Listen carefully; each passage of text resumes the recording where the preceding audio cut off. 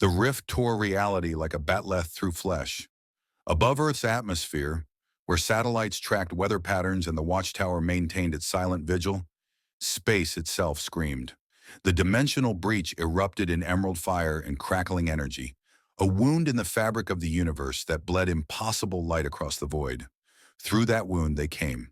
Klingon warbirds, birds of prey, sleek and predatory, their hulls painted in house colors of crimson and black, burst into this new reality with weapons hot and shields blazing.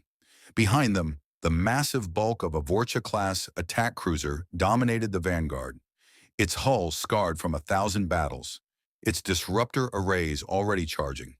The fleet numbered 20 vessels, each one a testament to the Empire's military supremacy, each one carrying warriors hungry for glory. On the bridge of the lead cruiser, Chancellor Martok stood with his remaining eye fixed on the viewscreen, his weathered face twisted into a fierce grin that showed teeth filed sharp for battle. His armor bore the crest of the House of Martok, and his hand rested on the hilt of his batleth, the curved blade that had tasted the blood of enemies across 3 quadrants. "Sensors," he growled, his voice like grinding stone. "Report." His tactical officer, a young warrior named Kavak, whose ridged forehead still bore the scars of his Age of Ascension ritual, worked his console with barely contained excitement. "Chancellor, we have emerged near a Class M planet, single sun system.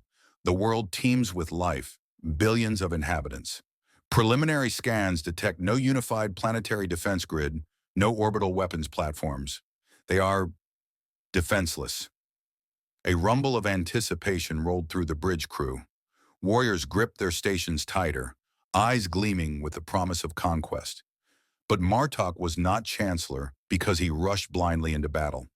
He had survived the Dominion War, had fought alongside the Federation's enterprise, had learned that appearances could deceive. He stepped closer to the view screen, studying the blue-green world that hung before them like a jewel waiting to be claimed. "Life signs?" he demanded. "Immense population centers, primitive chemical propulsion for atmospheric flight, surface conflicts detected, multiple wars across the planet. Technology level appears inconsistent. Some regions advanced, others barbaric." Kavak paused, his brow ridges furrowing. "Chancellor, I'm detecting energy signatures that make no sense. Power sources that defy our understanding of physics. And something else. Speak plainly, Kavak. There are beings on that world whose individual energy output rivals our warships." Silence fell across the bridge. Warriors exchanged glances, not of fear, but of hunger. These were not soft prey to be easily conquered. These were opponents worthy of Klingon steel. Martok's grin widened. "At last, the ritual brought us through seeking worthy combat, and the gods of Stovokor have answered." He turned to his crew, raising his voice until it echoed through every deck of the ship. "Warriors of the Empire, we have crossed the dimensional barrier into unknown space.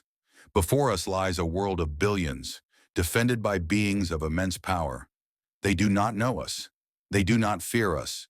They do not yet understand that the Klingon Empire has arrived to test their mettle." The bridge crew roared approval, smashing fists against consoles in the traditional warrior salute. "But we are not Hadiba. We are not animals," Martok continued. "We will approach with honor. We will demand they send forth their greatest champions. We will offer them the chance to surrender or face us in glorious battle. And when the songs are sung of this day, they will speak of how the Empire met gods and taught them the meaning of warrior's honor." "Kapla!" the crew shouted as one. Success. Far below in the watchtower orbiting Earth, alarms began to shriek. Cyborg's cybernetic eye flared red as his systems interfaced with the station's sensors. "We've got a problem. Multiple contacts just appeared in near-Earth space. No IFF signatures, no communication on any frequency we monitor. They just materialized." Superman was already moving, his cape billowing as he crossed to the tactical display. The holographic projection showed the Klingon fleet in crisp detail. Unknown vessel configurations, energy signatures that didn't match any known Earth, Apocalyptian, or Thanagarian technology. 20 ships, Batman said from the shadows, his white eyes narrowing as he analyzed the data streaming across his gauntlet display. Military formation, weapons charged. they're not hiding their intentions. Wonder Woman stood at Superman's shoulder, her hand instinctively moving to the sword at her hip. As an Amazon who had fought in countless battles, she recognized the posture of these vessels. They carry themselves like warriors preparing for honorable combat, not raiders seeking easy prey. See how they hold formation? Disciplined, organized. They're also blocking satellite paths and disrupting commercial flight routes, Cyborg added. If they wanted to talk, they would have hailed us by now. Superman's jaw tightened. How many times had Earth faced invasion from those who saw humanity as weak, as ripe for conquest? The Dominators, the Appalachians, Darkseid's forces. Each time, the Justice League had stood as the shield between Earth and those who would see it burn. These newcomers, whoever they were, would learn the same lesson. I'll make first contact, Superman said, his voice carrying that unique combination of Kansas warmth and Kryptonian steel. Batman, coordinate with Global Defense Forces. Diana, be ready to back me up if this goes south. Cyborg, keep scanning. I want to know everything about their technology. Clark, Batman's voice stopped him. These ships appeared from nowhere. That kind of technology suggests either dimensional travel or teleportation far beyond our current capabilities.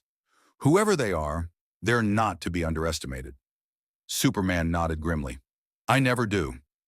He launched from the Watchtower Bay, his form a red and blue streak against the black of space. Behind him, Wonder Woman took flight as well, her armor gleaming in the reflected sunlight. They moved toward the Klingon fleet with the confidence of champions who had faced cosmic threats and emerged victorious.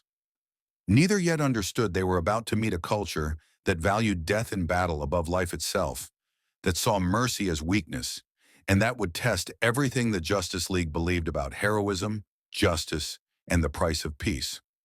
On Martok's view screen, two figures approached, one male in bright colors, one female in armor that spoke of ancient warfare.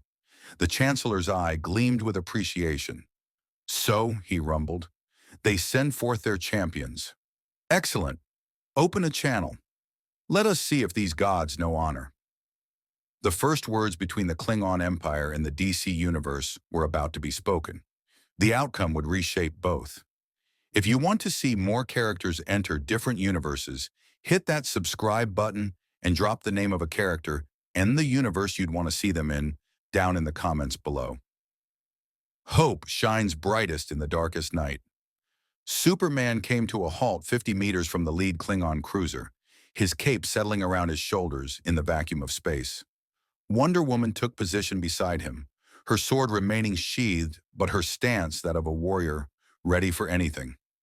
Both could survive the void indefinitely. Superman through his Kryptonian physiology, Diana through the blessings of the gods.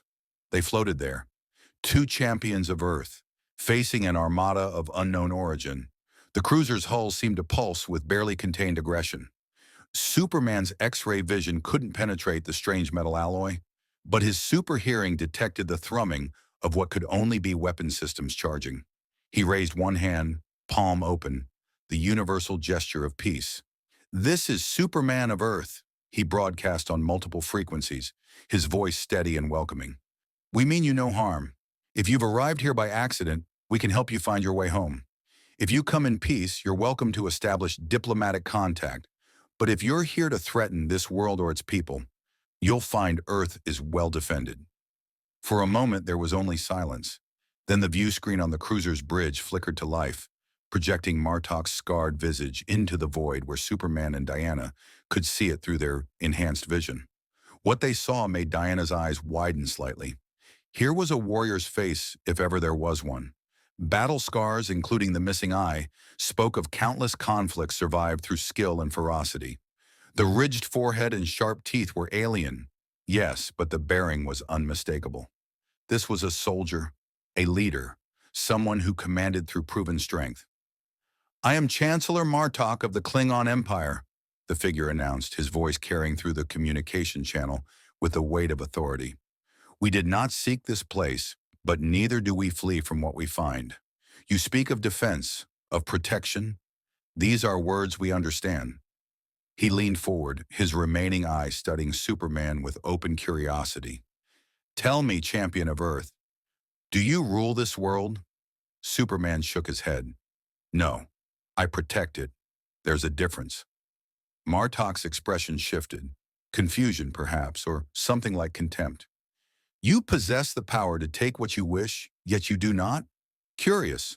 On my world, those with strength lead. Those with power command. It is the natural order.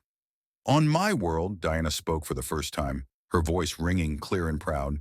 Strength carries the responsibility to defend the weak, not dominate them. I am Wonder Woman, daughter of Hippolyta. Princess of Themyscira. I recognize warriors when I see them. Chancellor Martok. Your bearing speaks of honor and discipline.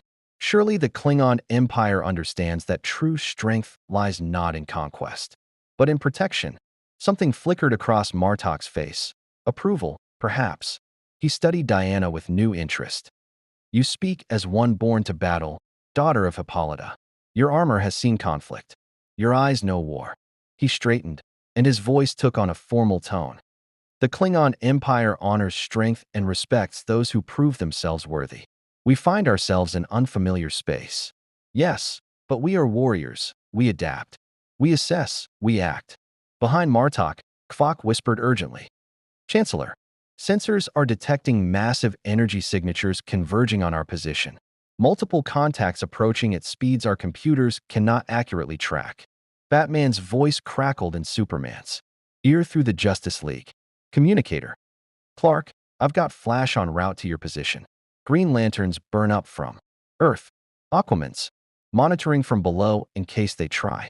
Anything in the oceans. We're also picking up chatter. Lex Luthor's watching this unfold. And you know he'll try to exploit it. Superman kept his expression neutral, not wanting to give away that he was receiving information. But Martok was no fool. His tactical training recognized the subtle shift in Superman's attention. You communicate with others, Martok observed. You are not alone. Good. We would be disappointed to find this world defended by only two champions, no matter how powerful. He gestured, and the tactical display behind him showed the Klingon fleet, maintaining formation but not advancing. My warriors grow restless. Superman of Earth. They have traveled far, fought hard, and now find themselves facing unknown opponents in an unknown realm. They hunger for purpose, for direction, for the chance to prove their worth. Then let us prove our worth through cooperation, not conflict, Superman said, injecting every ounce of sincerity into his words. Your people are clearly advanced, clearly powerful. Earth has faced many threats, some from beyond the stars, some from darker places still. We could use allies. And if you're truly stranded here, we'll work to find a way to send you home. Martok's laugh was harsh, like grinding rocks. Allies? You offer alliance before we have tested each other's mettle? Before blood has been spilled and honor proven? He shook his head. You are either very brave or very foolish, champion. On QNOS, alliances are forged in battle. Trust is earned through shared combat. Respect comes from witnessing an opponent's strength firsthand. Diana's hand moved to her sword hilt. If it is a test of strength you require, Chancellor, then I will face your champion in single combat. I am a warrior of Themyscira, trained since birth in the arts of war. I have fought gods and monsters, demons and tyrants. Name your terms, and I will meet them. Superman turned sharply. Diana. No, Clark. Her voice was gentle but firm. I understand what he's asking. This is not a threat, it's a ritual. They need to know we're worthy of speaking with as equals. She looked directly at Martok's image. Among my people, such challenges are sacred. If you wish to test Earth's defenders before deciding whether we're worthy allies or merely prey, then test me. But know this, Chancellor, I do not lose. Martok's grin returned, fierce and approving. Now you speak a language I understand, daughter of Hippolyta. Very well. I accept your challenge. He turned to his crew. Prepare a transport. We shall beam down to the surface of this world. The Amazon princess will face our champion in honorable combat, batleth against whatever weapon she chooses, first blood, or until one cannot continue. No interference from other warriors on either side. Agreed, Diana said without hesitation. Diana, we should discuss this, Superman interjected, his concern evident. But Wonder Woman's eyes blazed with purpose. This is the right path, Clark. I can feel it. These are not conquerors like Darkseid, seeking only domination. They are warriors seeking worthy opponents. If we refuse their customs, they'll see it as weakness or insult. But if I face their champion and prove Earth's strength, we have a chance at preventing a war. In the watchtower, Batman's voice was measured but tense. She's right, Clark. I've been analyzing their language patterns, their ship formations, their behavior. Everything points to a warrior culture with strict codes of honor. This isn't apocalypse, it's something else. Diana's the best choice for first contact of this kind. Superman wanted to argue, wanted to insist there had to be another way. But he'd learned to trust his teammates, especially when their expertise exceeded his own. Diana understood warriors in ways he never could. His Kansas upbringing emphasized cooperation and compassion. Her Amazon training recognized the necessity of proving oneself through strength. Where? He asked simply. Martok consulted his tactical officer. There is an unpopulated region your people designate as Australia, vast. Desert spaces far from major population centers. We will transport there. 1 hour to prepare. The Amazon will face Commander Worf, son of Moke, finest warrior in the Imperial fleet. The channel cut. Diana turned to Superman, and he saw in her eyes both determination and something else, anticipation. I know you worry, Clark, but this is what I was trained for. Not every conflict can be solved with kind words and hope. Sometimes, respect must be earned through steel. Just be careful, Superman said quietly. We don't know what their technology can do, what their champion is capable of. Neither do they, Diana replied with a slight smile. That's rather the point. As they returned to the watchtower to brief the rest of the League, neither noticed the small, cloaked vessel that had detached from the Klingon fleet, a scout ship sent to observe Earth's major cities, to assess its defenses, to probe for weaknesses. And neither knew that in Metropolis, Lex Luthor had already begun analyzing the Klingon ship's energy signatures, his brilliant mind racing with possibilities. Alien technology, new weapons, potential leverage against Superman. The pieces were moving on a board neither the Justice League nor the Klingon Empire fully understood, and in the void beyond reality, in the darkness of apocalypse, Darkseid watched the dimensional rift with satisfaction. The gambit was proceeding exactly as planned. The Australian outback stretched endlessly beneath a merciless sun, red earth and ancient stone bearing witness to what was about to unfold. The Justice League had chosen coordinates, 200 kilometers from the nearest settlement, empty desert where the coming battle would endanger no civilians. Heat shimmered off the cracked ground, and the only sounds were the whisper of wind across sand and the distant cry of a wedge-tailed eagle circling overhead. Wonder Woman stood in the center of a natural arena formed by weathered rock formations, her armor gleaming like captured starlight. She had chosen her god-killer sword, the blade forged in Olympus, that had tasted the blood of Ares himself. In her other hand, she held her shield, its surface unmarked despite centuries of deflecting blows that would shatter mountains. The lasso of truth coiled at her hip, though she suspected it would not be needed today. Around the perimeter, the Justice League had assembled. Superman floated above, arms crossed, his expression carefully neutral despite the concern radiating from him. Batman stood in the shadow of a rock outcropping, his cape making him nearly invisible, his wide eyes missing nothing as they tracked every detail. The Flash vibrated slightly, nervous energy barely contained, while Green Lantern's ring glowed. Steady green as Hal Jordan maintained a protective barrier around the observation area, not to interfere, but to ensure no stray weapons fire endangered anyone. Aquaman had emerged from the underground water systems that ran beneath even the desert, his trident gleaming. Cyborg scanners were running continuously, recording everything for later analysis. Martian Manhunter maintained a telepathic link between all League members, allowing silent communication without revealing strategy to their guests. And guests they were, for the Klingon had transported down with their characteristic flash of light and dematerialized energy. Chancellor Martok stood at the opposite end of the arena, flanked by 6 warriors in full battle armor. Each bore weapons, batleths, DK togs, disruptors, and each radiated the barely contained aggression of predators forced to wait. But it was the warrior stepping forward who commanded attention. Commander Worf, son of Moke, was a mountain of muscle and controlled fury. His Klingon features were pronounced, heavy brow ridges, sharp teeth visible when he breathed, eyes that burned with the fire of countless battles survived. His armor bore the scars of war across multiple star systems, and the batleth in his hands moved with the fluid grace of a master who had trained since childhood. He was taller than Diana by several inches, broader across the shoulders, and his stance spoke of supreme confidence. "I am Worf, son of Moke, of the House of Martok," he announced, his deep voice carrying across the desert. "I have served the Empire with honor for 20 years. I have faced Borg drones, Jem'Hadar soldiers, and Romulan warriors.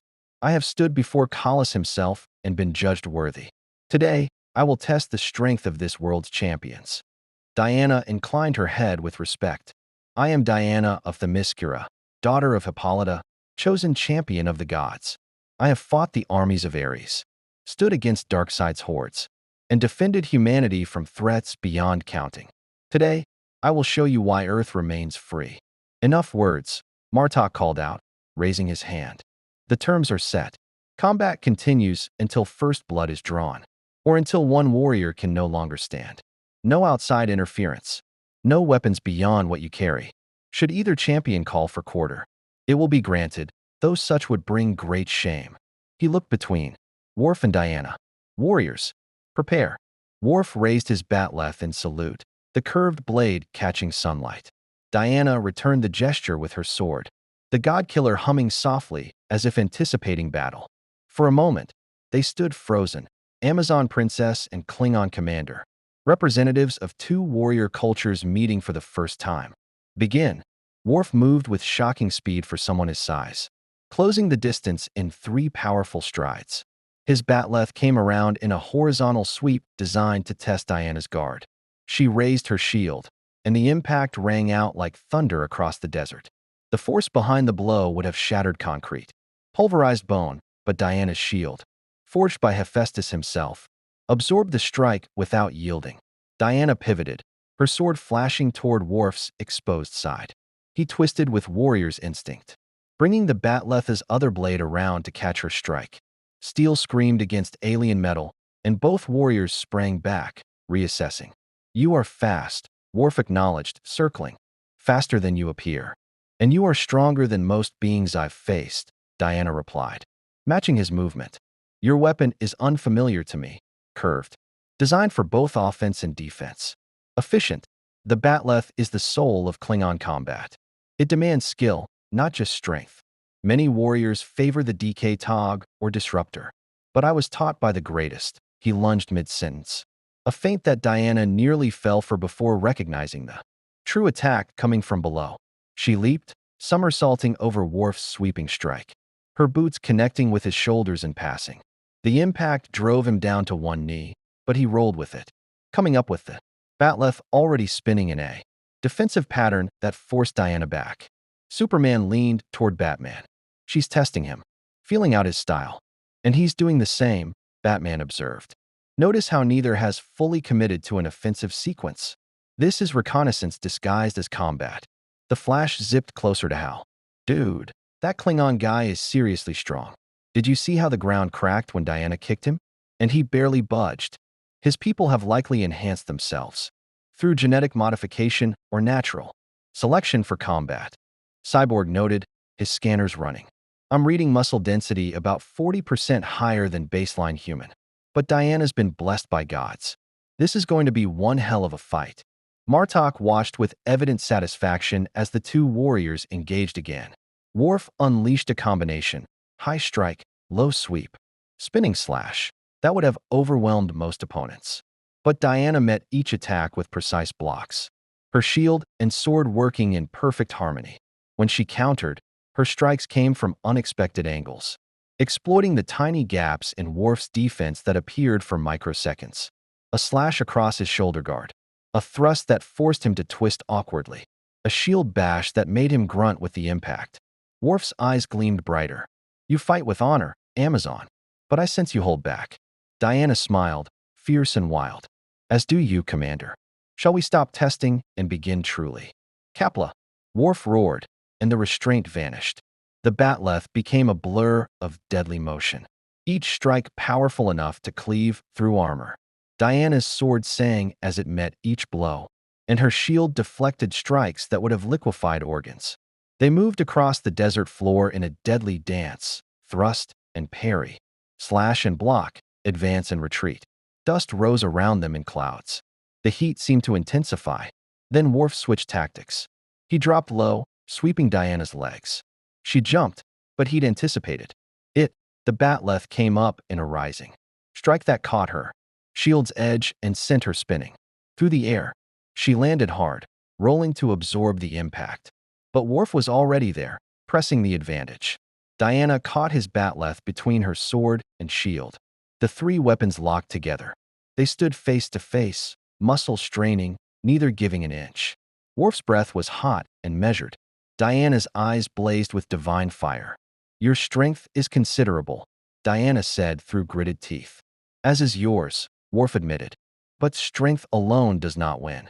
Battles, will, honor, the willingness to do whatever victory requires." He headbutted her. The impact would have shattered a normal human skull. Diana's head snapped back, and Worf used the opening to break the weapon lock, his batleth coming around toward her exposed neck. But Diana was daughter of gods. Pain focused her rather than hindered. Her shield came up to block, while her sword swept low, forcing Worf to leap back or lose his legs. Blood trickled from Diana's split lip. "First blood.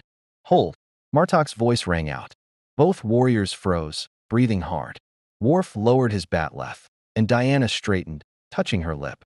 Her fingers came away crimson. "First blood has been drawn," Martok announced formally. "The combat is concluded. Commander Worf has claimed victory." But Worf shook his head. "No, Chancellor." The Amazon princess held back. "I felt it in every exchange. She possesses power beyond what she demonstrated. I saw it in her eyes. Felt it when our weapons met. She could have struck harder, moved faster. She chose restraint." Diana smiled, wiping the blood away. "As did you, Commander. That headbutt? You pulled it at the last instant. You could have put your full strength behind it." Silence fell across the desert. The two warriors stared at each other, and slowly, simultaneously, they began to smile, not the grins of enemies, but the acknowledgement of equals. Worf planted his batleth in the sand and extended his arm. "You are a warrior worthy of the Empire, Diana of Themyscira. It would be an honor to stand beside you in true battle." Diana sheathed her sword and gripped his forearm in the warrior's clasp. "And you are a warrior worthy of standing alongside the Amazons. Worf, son of Moke, your honor matches your strength." Martok approached, his scarred face showing something that might have been approval. "Today, we have witnessed what we sought, proof that this earth is defended by champions of worth. The Klingon Empire respects strength, honors courage, and values those who fight with integrity." He looked towards Superman and the assembled league. "Perhaps this world is not prey to be conquered, but worthy allies to be respected." Superman floated down, landing beside Diana. "Then let's talk, Chancellor. Not as enemies testing each other, but as potential allies. You said you didn't come here by choice. Let us help you understand what happened and how we might work together." But before Martok could respond, Kvok's communicator chirped urgently. The tactical officer's voice was tense. "Chancellor, the scout ship reports contact with hostile entities in the Metropolis region. They're under attack, energy weapons of unknown origin, requesting immediate assistance." Martok's expression hardened. "What hostiles?" "Unknown, sir. But they're not human." There, static burst across the channel. Then screaming. Then silence. Batman was already moving. "That's LexCorp technology. I'd recognize those energy signatures anywhere." He looked at Superman. Luthor's made his move. Green Lantern's ring flared. "I'm picking up massive energy spikes across Metropolis. Multiple locations. This isn't just Luthor, something bigger's happening." And then the sky tore open again. But this time, it wasn't Klingon warbirds that emerged from the dimensional rift. It was a single massive ship, black as the void between stars, covered in red circuitry that pulsed like infected veins. A ship that every member of the Justice League recognized with sinking dread. A ship from Apocalypse. Darkseid's voice boomed across every frequency. transmitted directly into the minds of everyone present through sheer will alone. Klingon Empire. Justice League. How fortuitous that you have gathered together. It will make your subjugation so much more efficient. Martok's eye widened as he stared at the apocalyptian ship. What manner of vessel is that? Batman's voice was grim. That's a ship from a place that makes your empire look like children playing at war. Chancellor, you wanted to know what Earth faces? You're about to find out. That's Darkseid, and he doesn't offer honorable combat. He offers only eternal slavery or death. The apocalyptian ship's boom tubes activated, and parademons began pouring out like a swarm of locusts, thousands of them, screaming as they descended toward the desert. Worf retrieved his batleth, standing beside Diana as the swarm approached. It would seem our trial by combat was merely a prelude. Diana drew her sword again, though her lip still bled. Then let us see how Klingon and Amazonians fight side by side. Martok looked at his warriors, then at the Justice League, then at the descending nightmare from Apocalypse. His laugh was harsh and wild. Today is a good day to die. The battle was joined. The parademons hit like a tidal wave of teeth and claws and mindless hunger. Diana's sword cleaved through the first wave, her blade singing as it separated twisted flesh from corrupted bone. Beside her, Worf's batleth became a whirlwind of death, each strike precise and devastating. The creatures shrieked as they died, sounds that were almost grateful, as if oblivion was preferable to servitude under Darkseid's will. Superman rocketed upward, his heat vision carving red lines through the swarm. Each blast vaporized dozens. But for every parademon that fell, 3 more emerged from the boom tubes. The flash became a yellow blur, creating cyclones of motion that flung the creatures into rock formations with bone-shattering force. Green Lantern's constructs, massive hammers, buzzsaws, and barriers held back the tide while Aquaman's trident speared through clusters with surgical precision. But it was the Klingon who fought with something the Justice League had rarely seen. Pure, unbridled joy. Martok's warriors charged into the swarm with batleths swinging, disruptors firing, voices raised in battle songs that echoed across the desert. They didn't fight with Superman's restraint or Batman's calculated efficiency. They fought like demons themselves, embracing the chaos, welcoming the possibility of death as the ultimate honor. Hijab, one warrior bellowed, his blade taking a parademon's head clean off. Finally, enemies worthy of our steel. For the Empire, another roared, firing his disruptor, point blank into a creature's chest before, using the weapon as a club to smash another. Martok himself stood at the center of the Klingon formation, his batleth red with parademon blood, his scarred face split in a feral grin. This is what we were born for. This is glory. Let them come. We shall send them to whatever hell spawned them. Batman grappled to higher ground, surveying the battlefield with tactical precision. His gauntlet computer was already analyzing the parademons' attack patterns. Their weaknesses, their coordination. They're probing us, he said over the League communicator. This isn't a full assault, it's reconnaissance in force. Darkseid wants to see how we fight, wants to gauge our capabilities. Then let's give him a show, Hal Jordan grunted, his ring creating a massive green cannon that fired emerald projectiles into the swarm. These things just keep coming. Cyborg's sonic cannon discharged in controlled bursts, each one liquefying parademons in mid-flight. I'm detecting the Apocalypse ship maintaining position at the edge of the atmosphere. It's not advancing, just watching. Batman's right, we're being studied. Then we study back. Martian Manhunter's telepathic voice touched all their minds. He phased through a cluster of parademons, his alien strength allowing him to tear them apart with his bare hands. I'm attempting to read their minds, but there's almost nothing there, just primal hunger and the echo of Darkseid's will. Worf found himself fighting back-to-back with Wonder Woman, their movements beginning to synchronize despite never having trained together. When a parademon dove at Diana's blind spot, Worf's batleth intercepted it. When 3 creatures tried to swarm Worf from above, Diana's shield covered them both while her sword struck like lightning. Your warriors fight with passion, Diana observed between strikes, not even breathing hard despite the exertion. They do not fear death. To die in battle is the greatest honor a Klingon can achieve, Worf replied, his blade taking another parademon through the chest. We do not mourn warriors who fall in combat. We celebrate their journey too. Stovio Core, where the honored dead feast and fight for eternity. The Amazons believe something similar, Diana said, a note of approval in her voice. We honor the fallen by continuing the fight, by ensuring their sacrifice had meaning. A massive parade mon, easily 3 times the size of its brethren, crashed down between them, forcing them apart.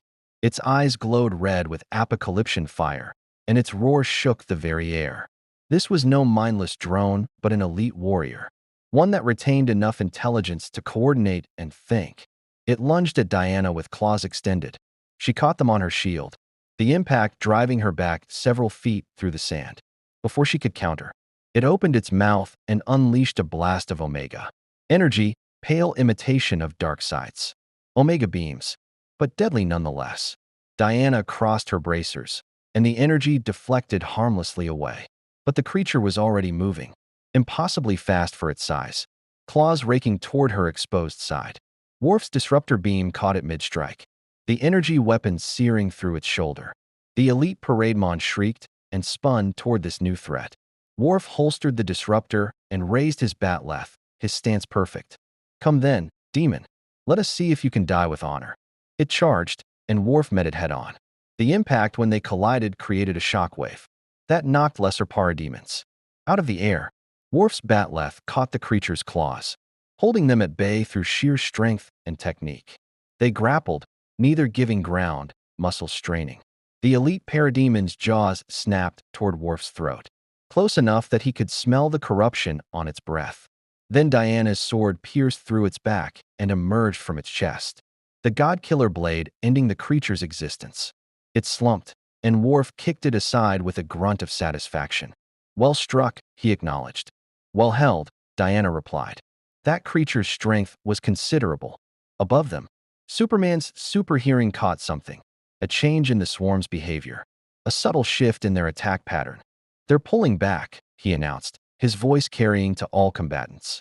Everyone, defensive positions. The parademons began retreating, not in disorder, but in organized withdrawal, pulling back toward the apocalypse ship. Within seconds, the sky was clear except for the bodies of the fallen littering the desert floor. Martok surveyed the aftermath, his breathing heavy but controlled. 2 of his warriors had fallen, killed by overwhelming numbers. Before their comrades could reach them, he approached their bodies, placed his hand over their hearts, and spoke in Klingon, words that needed no translation to convey their meaning: honor, sacrifice, glory. Then he turned to face the apocalypse ship still hovering at the edge of space. Is this the enemy you face, Superman? This. Darkseid. One of them. Batman answered before Superman could respond. The Dark Knight emerged from the rocks, his cape settling around him. And probably the worst. Darkseid is a new god, an actual deity by any meaningful definition. His goal is to find the anti-life equation, a mathematical proof that free will is meaningless, and use it to subjugate all sentient life in the universe. A god who seeks to enslave rather than rule, Martok said slowly, his voice carrying a note of disgust. There is no honor in such conquest, no glory in breaking the will of others rather than defeating them in honest combat. Now you're beginning to understand what we're up against, Superman said quietly. Darkseid doesn't want warriors, he wants slaves. He doesn't respect strength, he crushes it. And he's been trying to conquer Earth for years. Worf cleaned his batleth on the corpse of a parade mon, his expression thoughtful. The dimensional rift that brought us here, was it natural? No, Cyborg confirmed, his cybernetic eye still scanning the apocalypse ship. I've been analyzing the energy signatures. The rift that pulled you through bears apocalyptic markers. Mother box technology, or something similar. Then we were brought here deliberately, Martok said, his remaining eye narrowing. But why?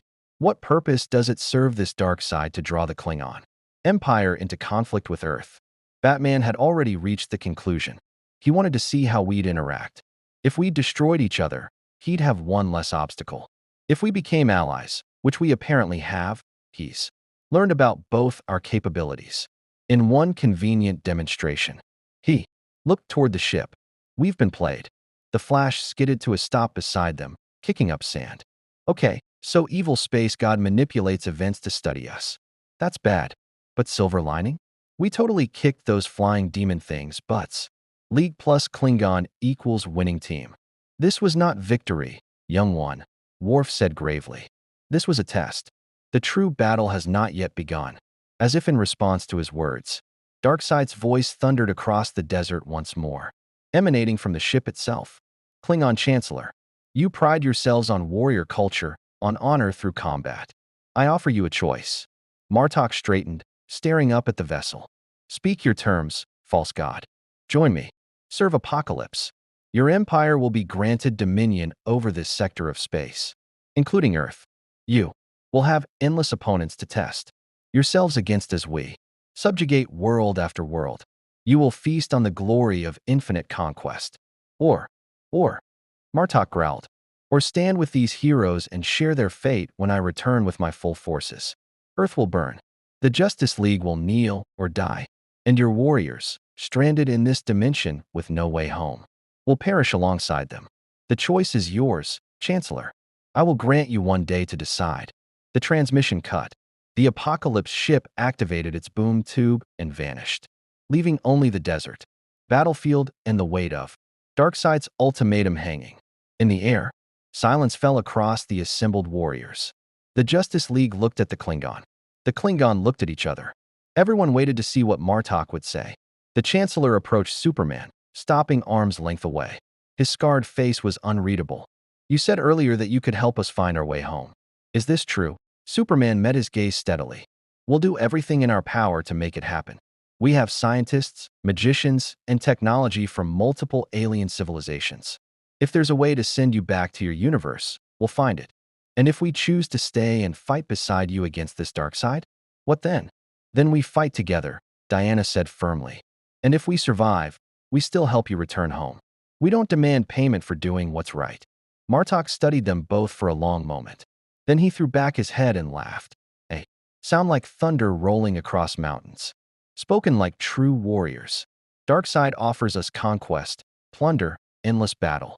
But no honor. You offer us alliance, respect, and the chance to stand against tyranny. He turned to his warriors. What say you?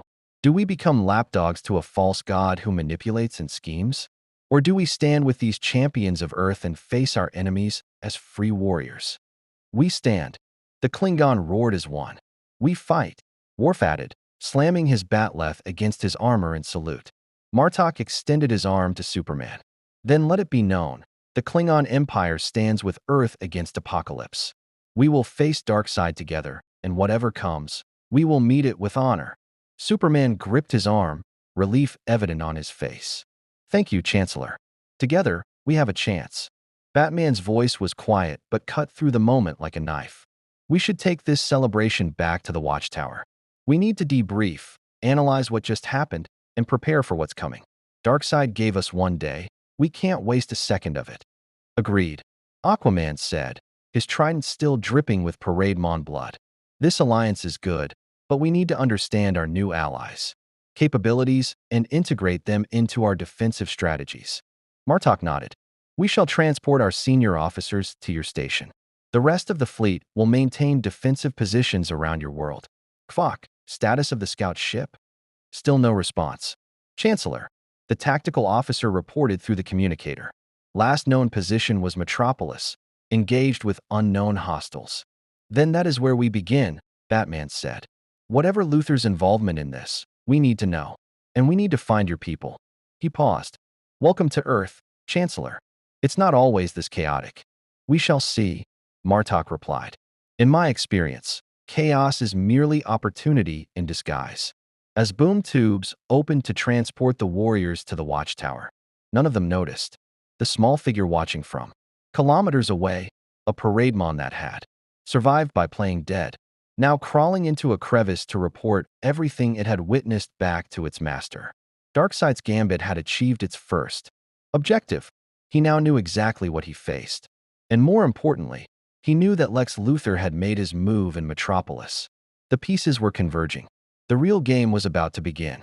The Watchtower's main conference room had never felt quite so crowded. Around the curved table sat representatives of two civilizations that, until hours ago, had existed in separate universes. Superman at the head, flanked by Batman and Wonder Woman. Martok opposite him, with Worf and Kvok at his sides. The rest of the Justice League stood or sat at strategic positions. Cyborg interfacing with the station's systems. Flash nervously tapping his fingers at super speed. Green Lantern's ring casting emerald light across tactical displays. Aquaman silent and watchful. Martian Manhunter maintaining subtle telepathic monitoring for threats. Between them, holographic projections showed Metropolis in real time, Lex Luthor's domain, where the Klingon scout ship had vanished.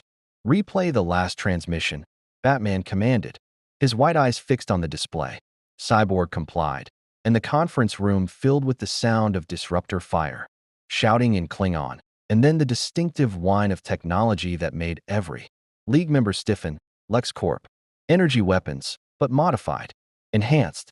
The transmission ended with screaming, and the sound of something massive tearing through metal. 3 warriors aboard that vessel, Worf said, his jaw tight. Lieutenant Nara, Ensign Rek, and Tactical Specialist Balana. All experienced soldiers. They would not fall easily. LexCorp Plaza, Batman said, pointing to a specific building in the holographic metropolis. The energy signature traces back there. Luthor's main research facility. He's been developing anti-Superman weapons for years. Looks like he adapted them quickly for your people's technology. This Luthor, Martok growled. He is your enemy? Superman's expression darkened. It's complicated. Lex Luthor is one of the smartest humans alive, possibly the smartest. He's a genius scientist, billionaire industrialist, and has been president of the United States. He's also convinced that my presence on Earth is holding humanity back, that people rely on me instead of reaching their full potential. So he seeks to prove human superiority by destroying you, Worf observed. There is a twisted logic to it. There would be, Diana added, if he actually cared about humanity's advancement instead of his own ego. Luthor can't stand that someone more powerful than him exists, especially an alien. He's attacked Clark, the League, and innocent people countless times trying to prove his point. The Flash zipped to the display, pointing at multiple locations lighting up across the city. Yeah, but this is new. Lex usually keeps his anti-Superman stuff focused on, Superman. Why grab Klingon warriors? What's he planning? Batman's fingers flew across his gauntlet console, pulling up additional data. I've been monitoring LexCorp's power consumption over the past 6 months. There's been a massive draw to sublevel 43, a section that officially doesn't exist on any building schematic. Whatever he's building down there, it requires enough energy to power a small city. And now he has access to Klingon technology, Cyborg said grimly, his cybernetic eye flashing.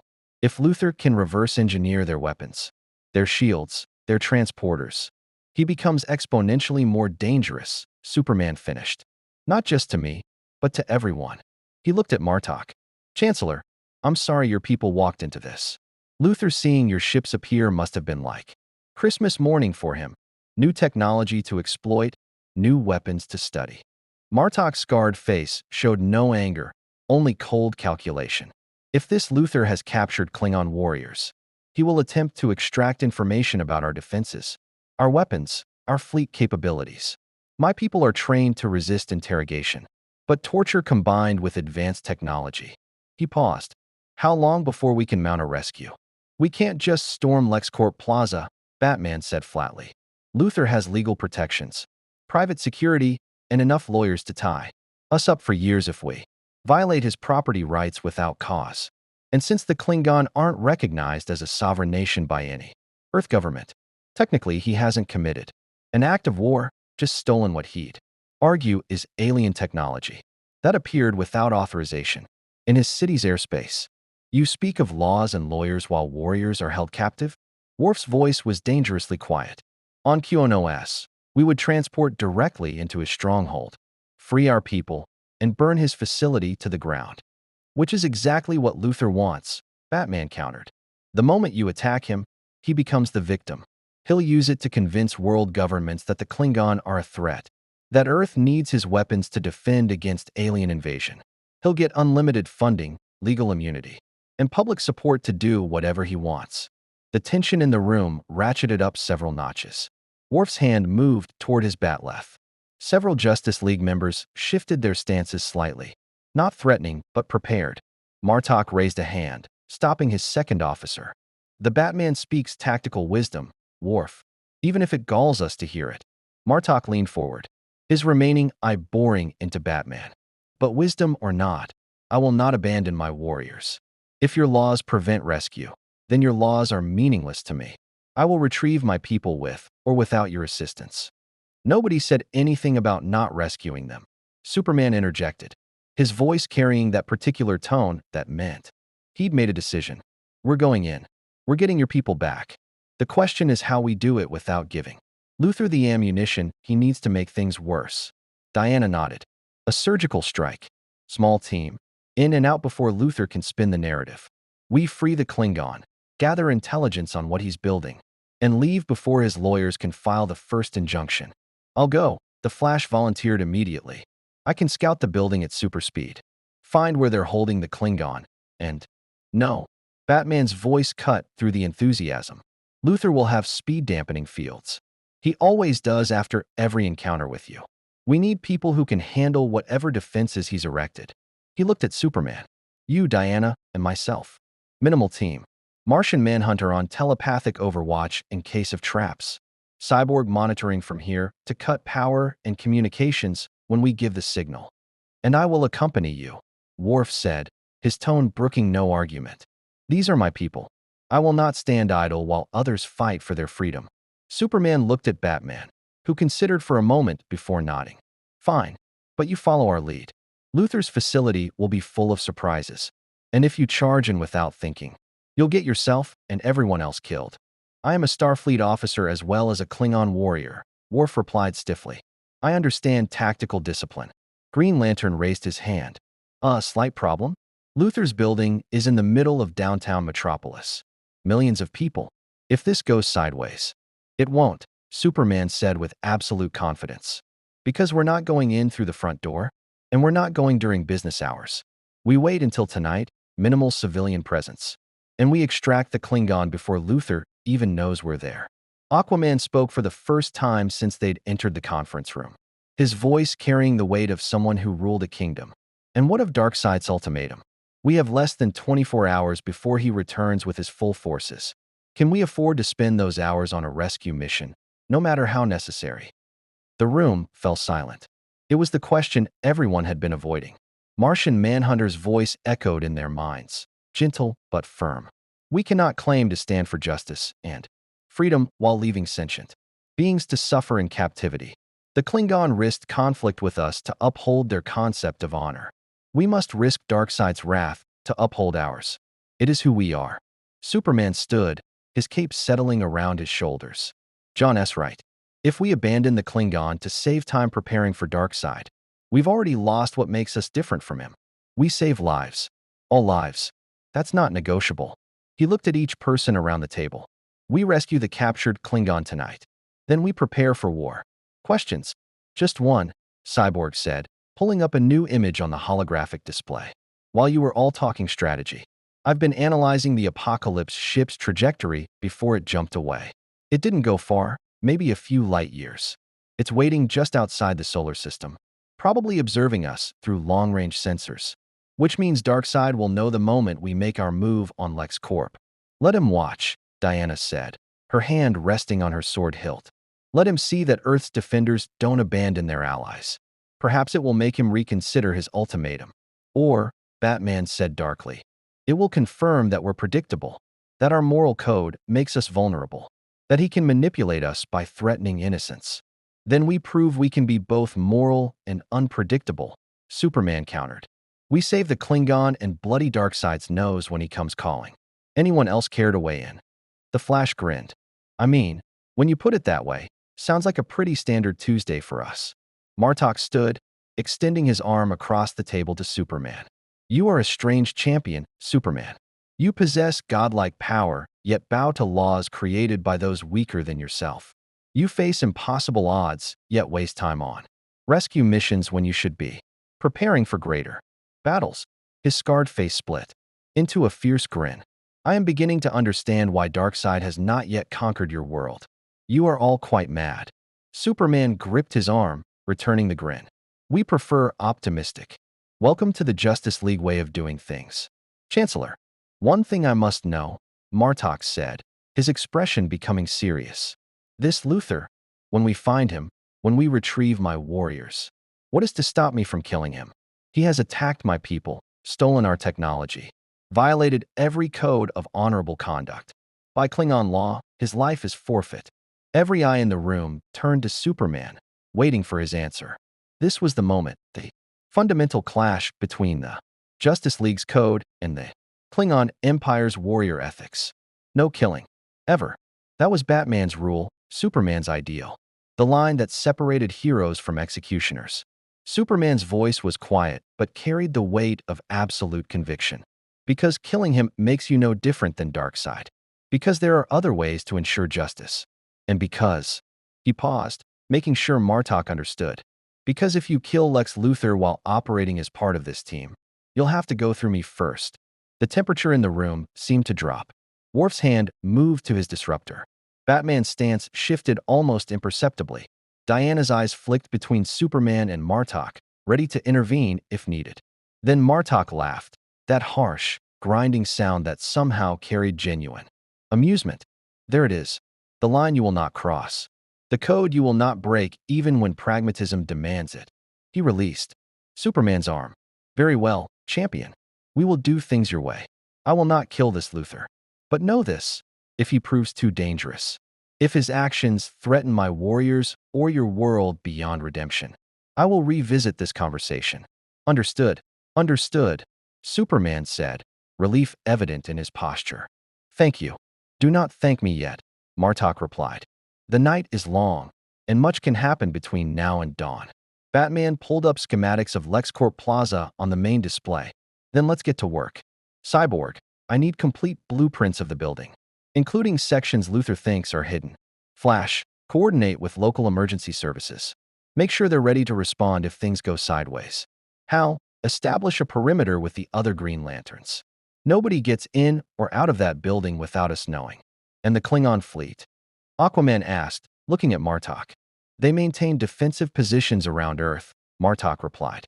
But I will inform them to be ready. If Darkseid returns while we are engaged with Luthor, your world will not stand alone.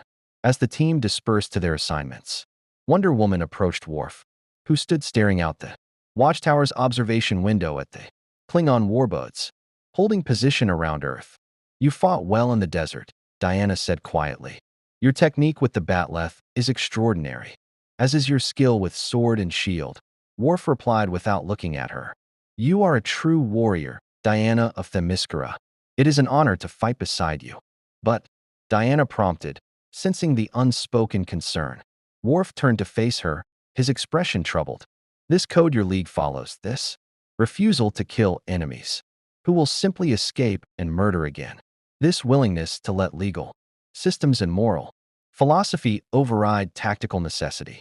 On my world, such thinking would be seen as weakness, as failure to do what must be done to protect innocence.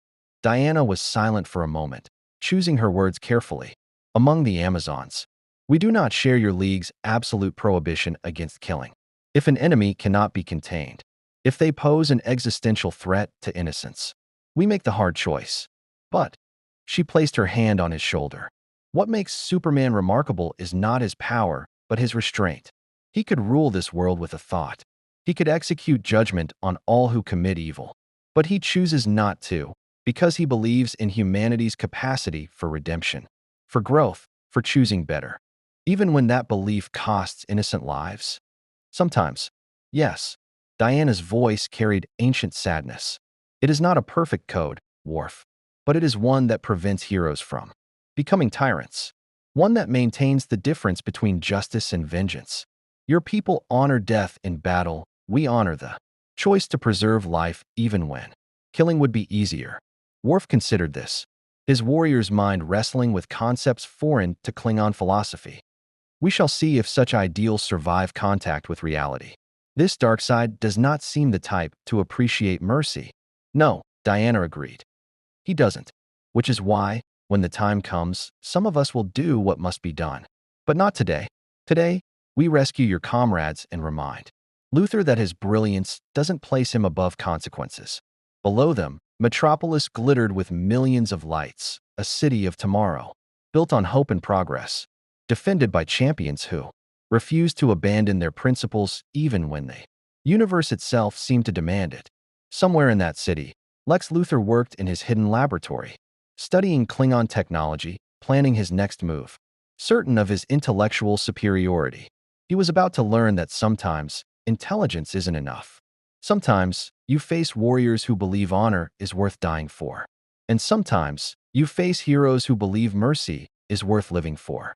The question was, which would prove stronger? Midnight in Metropolis painted the city in neon and shadow. LexCorp Plaza rose above the skyline like a monument to human ambition, 87 floors of steel and glass, each one a testament to Lex Luthor's genius and ego. The building's exterior reflected the city's lights, making it appear to glow from within, a beacon of technological achievement. But 43 floors below street level, in a section that existed on no official blueprint, the real work of LexCorp occurred. Superman descended silently from the clouds, his cape barely rippling in the night air. Beside him, Wonder Woman flew with Amazonian grace, her armor dimmed to avoid reflection. Batman came via grapnel and glider, a shadow among shadows, and materialized through transporter beam. Worf appeared on the rooftop in a shimmer of light, his batleth already in hand, his expression grim. Cyborg, status, Batman whispered into his calm. In the watchtower, Cyborg's fingers danced across holographic interfaces. I'm in their security network. Luthor's got layers on layers of protection, biometric scanners, pressure sensors, motion detectors, AI-controlled defense turrets. But his cybernetic eye flashed. I found something interesting. Sublevel 43 has its own isolated power grid, completely separate from the main building. Luthor doesn't want anyone knowing what's drawing that much juice. Can you get us in without triggering alarms? Superman asked. I can mask your entry for about 10 minutes before there. Redundant systems noticed the discrepancy. After that, all bets are off. 10 minutes. Batman's voice was flat. We'll need more. Then you'll have to improvise. Cutting the feed now. The rooftop access door's security panel flickered and went dark. Batman produced a small device from his utility belt, Wayne Tech, designed specifically for bypassing dead systems, and within seconds, the door clicked open. The interior was pristine, polished floors, expensive art on walls, the hushed atmosphere of wealth and power. But Batman led them past the executive suites and conference rooms toward a service elevator that, according to Cyborg schematics, descended far deeper than any public elevator should. This will take us to sublevel 40, Batman said, overriding the elevator controls. From there, we access maintenance shafts that lead to 43. Worf studied the elevator with obvious distrust. Why not simply transport directly to where my people are held? Because Luthor will have transporter scramblers. Superman explained as the elevator began its descent. He learned that lesson after dealing with boom tubes. Any unauthorized matter-energy conversion inside the building triggers containment, fields that could trap or kill whoever's trying to beam in. Your Luthor is thorough. Your Luthor is paranoid, Batman corrected, which makes him dangerous. The elevator descended in silence, floor numbers counting down on the digital display. As they passed sublevel 20, Wonder Woman's hand moved to her sword. Something feels wrong, she said quietly. The air, there's a presence here. Malevolent. Watching. Superman's X-ray vision was useless. The walls were lined with lead. Standard LexCorp practice to prevent his snooping. But his other senses screamed danger. Diana's right. This is too easy. Luthor had to know we'd come for the Klingon. Of course he knew, Batman said grimly. This is a trap. The question is whether we spring it or try to find another way. My warriors have been captive for hours, Worf growled. Every moment we delay is another moment they suffer. We proceed. The elevator stopped at sublevel 40 with a soft chime that sounded obscenely cheerful, given the circumstances. The doors opened onto a corridor lit by harsh fluorescent lights. The walls here bear concrete rather than the luxury of upper floors. This was the building's skeleton, the hidden infrastructure that kept LexCorp running. Batman consulted his gauntlet display. Maintenance shaft, 30 meters east. It descends directly to. The corridor exploded with light and sound. Turrets dropped from the ceiling. Not simple guns, but energy weapons that fired beams of concentrated plasma. Superman moved with superhuman speed, interposing himself between the weapons and his team, his invulnerable body absorbing hits that would have vaporized normal humans. But these weren't normal weapons. They were specifically designed to hurt Kryptonians. Pain lanced through Superman's chest as kryptonite-laced energy tore into him.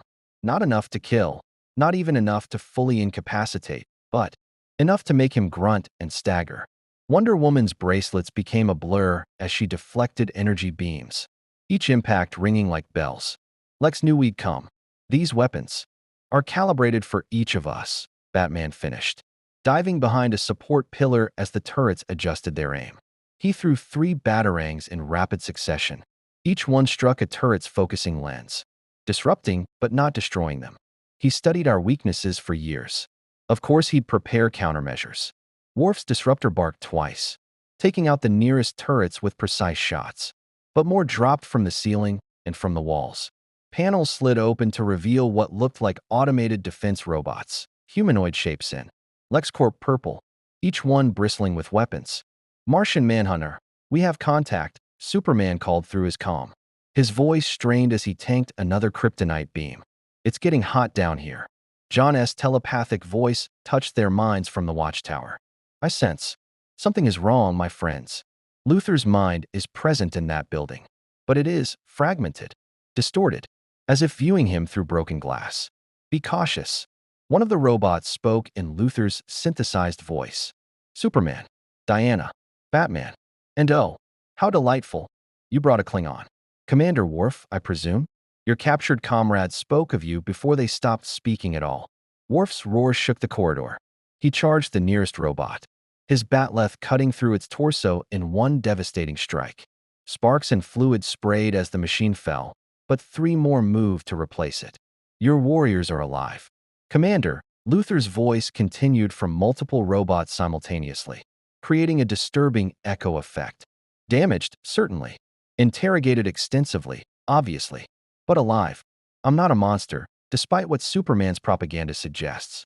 I'm a scientist. And your people's technology is fascinating. Batman's batarang struck a robot's visual sensor, temporarily blinding it. What are you building down there, Lex? What's worth kidnapping 3 people and starting an interplanetary incident? Starting. Luthor's laugh was cold and mechanical. My dear Batman, I'm not starting anything. I'm finishing it. Darkseid brings his armada to Earth in. One robot checked an internal chronometer. 17 hours and 42 minutes. And when he arrives, he'll find that humanity isn't as helpless as he assumes. Superman punched through a robot's chest, ripping out its power core. By weaponizing stolen alien technology? By proving you're willing to torture and kill to get what you want? That's not protecting humanity, Lex. That's becoming exactly what Darkseid is. Spare me the moral lecture, Kal-El, Luthor sneered. You who could solve every problem on Earth with your powers but choose not to, because of some misguided notion of letting humanity find its own way. You, who stands by while people suffer because you're afraid of being seen as a tyrant. I'm not afraid. I do what needs to be done. More turrets emerged. More robots advanced. The corridor had become a kill box, and they were trapped in the middle of it. Wonder Woman's lasso whipped out, wrapping around 3 robots simultaneously. With Amazon strength, she yanked them together, their metal bodies crumpling on impact. Superman is right, Luthor. This path leads only to darkness. Then it's fortunate I'm not walking it alone. The far end of the corridor unsealed with a hiss of hydraulics. What emerged made everyone freeze. It was humanoid, roughly 8 feet tall, covered in armor that combined Klingon design aesthetics with LexCorp's sleek technology. The armor pulsed with energy, not just one type, but multiple. The green glow of kryptonite radiation, the red circuitry pattern of apocalyptic technology, and underneath it all, something else. Something that made Worf's eye widen in recognition. Borg, he whispered, horror creeping into his voice. He's incorporated Borg technology. Not just incorporated. Luthor's voice came from the armored figure itself now. Perfected. The Borg collective consciousness. stripped of its hive mind limitations, and augmented with new god technology and Kryptonian power sources. Meet the future of human evolution, heroes. Meet what we must become to survive in a universe of gods and monsters. The armored figure raised one hand, and reality seemed to bend around it. Boom tube technology, miniaturized and weaponized. A portal opened, and through it came energy weapons that fired with apocalyptic fury. Superman threw himself in front of his team, taking the full brunt. The kryptonite radiation in the beams made him scream, but he held the line. Get to sublevel 43. Find the Klingon. I'll hold him. We don't leave teammates behind, Wonder Woman protested. That's an order, Diana. Superman's eyes blazed red as he unleashed his heat vision at Luthor's creation. Worf's people are dying down there. Go. Batman was already moving, grabbing Worf's arm. He's right. We complete the mission. He threw a smoke bomb that filled the corridor with darkness, then detonated an EMP charge that temporarily disrupted the remaining robots. Wonder Woman hesitated for one heartbeat, then nodded. She grabbed both Batman and Worf, her flight carrying them through the smoke, toward the maintenance shaft entrance. Batman had identified. Behind them, Superman and Luthor's creation clashed with enough force to crack the concrete walls. The Kryptonians' strength against the mad geniuses. Technological abomination, a battle that would determine whether power or intellect would prevail. The maintenance shaft descended into darkness, the sounds of combat fading above them. Batman activated night vision in his cowl. Worf's Klingon physiology allowed him to see in low light. Diana's divine nature made darkness meaningless. They fell in controlled descent, using cables and Diana's flight to manage the drop. 3 levels, Batman said. Then we breach into Luthor's laboratory. He will have more defenses, Worf said, his batleth ready despite their precarious position. Undoubtedly, Diana agreed. But we are not defenseless either. They reached sublevel 43's access point, a sealed hatch with biometric locks that Batman quickly overrode. Beyond it, they could hear sounds, machinery humming, energy crackling, and something else, screaming, weak and distant, but unmistakably Klingon. Worf's face became a mask of cold fury. Nera, he identified. She still lives, still resists. Then we get her out, Batman said, pulling the hatch open. And we burn this place down on our way out. They emerged into Luthor's hidden laboratory, and what they saw made even Batman pause. The chamber was massive, easily 3 stories tall and covering the entire floor's footprint. In the center, 3 Klingon hung suspended in energy fields, their armor stripped away, their bodies covered in medical sensors and extraction devices.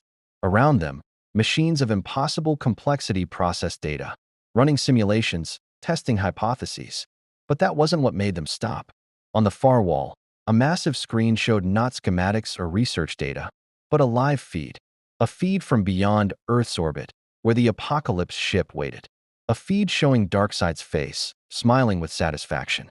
And standing beside the image, in the flesh, was Lex Luthor himself, not a robot, not a hologram, but the man himself. His suit was immaculate despite the late hour. His expression was calm, almost pleased. "Welcome, heroes," he said, gesturing to the captive Klingon. "I trust Superman is occupied upstairs. Good. That leaves us free to discuss terms." Terms. Diana's voice was dangerous. You kidnapped 3 people, tortured them, stole their technology, and created an abomination. What terms could you possibly offer? Luthor smiled, and it was the smile of someone who held all the cards. Simple, really. You take the Klingon and leave. I keep the data I've already extracted. No violence, no property destruction, no legal complications. Everyone gets what they want. And if we refuse? Batman's voice was ice. Luthor's smile widened. Then I activate the self-destruct sequence that will vaporize this entire building and the 6 city blocks surrounding it. You have 5 seconds to decide. On the screen behind him, Darkseid's smile matched Luthor's perfectly. The trap had closed, and they were out of time. The silence in Luthor's laboratory stretched like a razor's edge. Batman's tactical computer ran probability matrices at lightning speed. Wonder Woman's hand tightened on her sword hilt, divine fury warring with heroic restraint. Worf stared at his captured comrades. their bodies suspended and violated, and felt the Klingon, rage that had fueled 1,000 years of conquest threatening to consume him. But it was Batman who spoke first, his voice perfectly controlled. "You're bluffing." Luther's eyebrow arched. "Am I? Would you like to test that hypothesis, Dark Knight? Shall we see if you can hack my system before I press this button?" He held up a small device, red LED blinking ominously. "Or before the dead man switch activates if my vital signs cease." "I've studied you, Batman. I know you're brilliant. But are you faster than light traveling through fiber optics?" "You'd kill yourself," Diana said, taking a step forward. Luther's thumb moved fractionally closer to the button, stopping her. "Destroy your own research. Everything you've built here. All backed up to secure. Servers in 17 different locations. Across 3 continents," Luther replied smoothly. "This facility is merely a workshop. The real work, the data extracted from our Klingon guests, the hybrid technology I've developed, the defense systems that will protect Earth from dark side, all of it exists independently of this building." His smile turned cold. "I'm a genius. Diana, did you really think I'd put all my eggs in one basket?" On the wall screen, Darkseid's image seemed to pulse with dark amusement. The transmission was one way, but there was no doubt the Lord of Apocalypse was watching every moment of their humiliation. Worf's disruptor was in his hand before anyone could stop him, aimed directly at Luther's head. "Release my people, now, or I will paint these walls with your blood and accept whatever consequences follow." "Commander Worf, I presume," Luther said, utterly unruffled by the weapon pointed at him. "Yes, your comrades spoke of you extensively. Your service in Starfleet. Your hybrid nature, Klingon warrior and Federation officer. Constantly torn between honor and duty. Fascinating internal conflict." He glanced at the disruptor. "But you won't fire. Because the moment you do, my dead man switch activates. And everyone in this building dies. Including Lieutenant Nera, Ensign Mrek, and Tactical Specialist B'Elanna." "You underestimate my willingness to sacrifice," Worf growled. "No," Luther countered. "I understand it perfectly. You're willing to die for honor.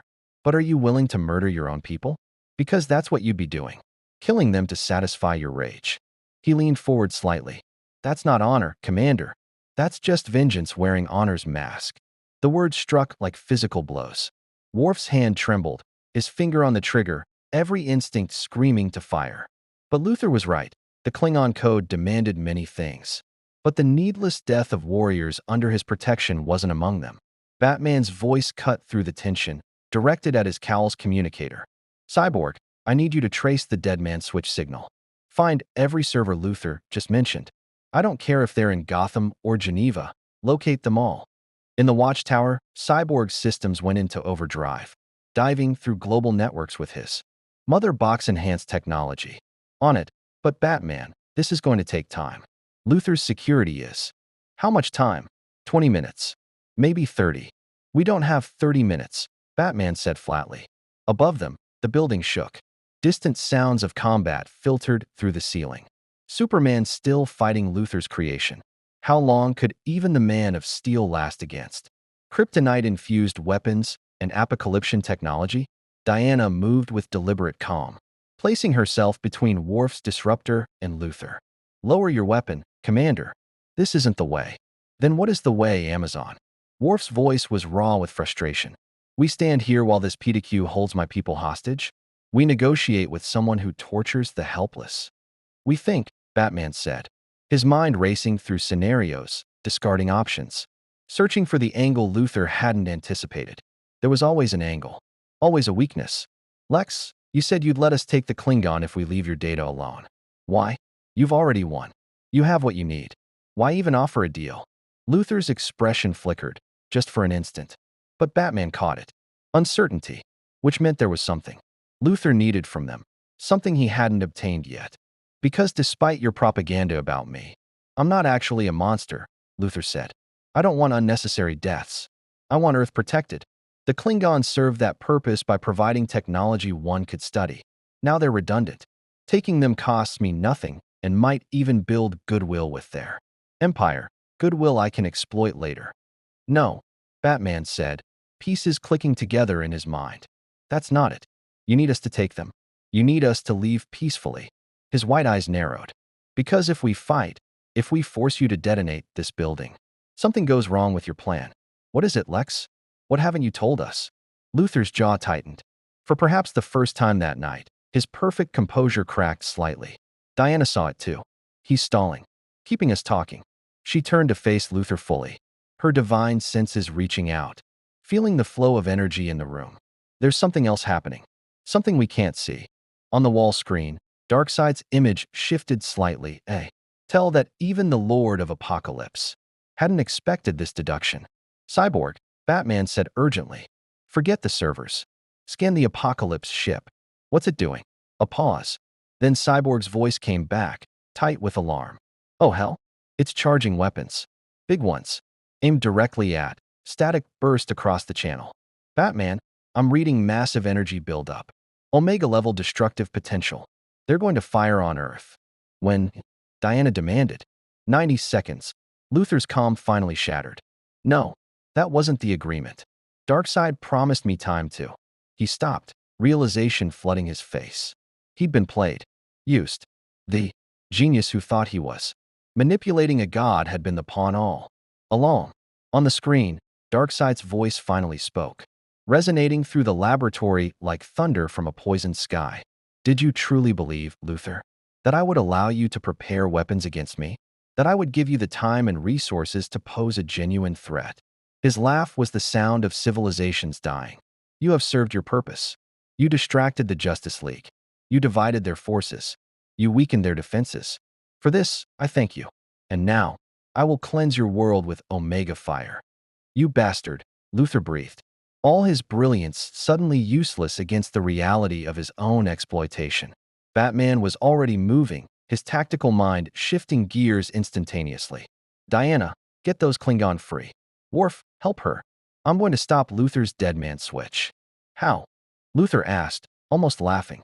You'd have to kill me or extract the device surgically, and neither option prevents. Batman's fist connected with Luther's jaw with precisely calculated force, enough to render him unconscious, not enough to trigger the biological failsafe. As Luther crumpled, Batman caught him, already scanning for the deadman switch device. His gauntlet's medical sensors mapped Luther's body, identifying the subcutaneous implant near his heart. Cyborg, I need a precise electromagnetic pulse. Frequency, theta 7. Coordinates uploading now.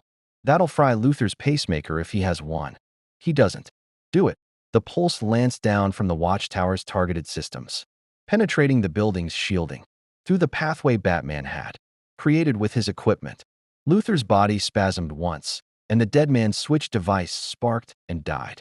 Meanwhile, Wonder Woman's sword cut through the energy fields holding the Klingon. They fell, and Worf caught Nara, his strong arms cradling the unconscious warrior. She was alive, but her breathing was shallow, her body covered in burns and puncture marks where Luther's machines had violated her. B'Elanna, Worf called to the tactical specialist, who was barely conscious. Can you move? I can fight, she gasped, though she could barely stand. Mrek was in the worst condition, his leg broken, his face swollen, multiple ribs cracked. But his eyes blazed with Klingon fury. Where is Luther? Where is the PDQ who did this? Unconscious, Batman said, slinging Luther over his shoulder. And coming with us. He's going to answer for this. 45 seconds to Omega beam impact. Cyborg's voice was strained. Superman, can you hear me? You need to get to the surface. Everyone needs to evacuate now. Far above, Superman heard through the building's damage and his own pain. Luther's creation had been relentless, its hybrid technology adapting to every tactic. But now, with Darkseid's betrayal revealed, the construct seemed to pause, its programming uncertain without Luther's guidance. Superman didn't waste the opportunity. He flew straight up, smashing through floor after floor, carrying Luther's creation with him. If Darkseid was going to fire on Earth, he'd hit this abomination first. In sublevel 43, Diana grabbed Batman and the freed Klingon with enhanced speed. Everyone, close formation. I'll carry us out. No time, Worf said, pulling out his communicator. Martok, emergency transport.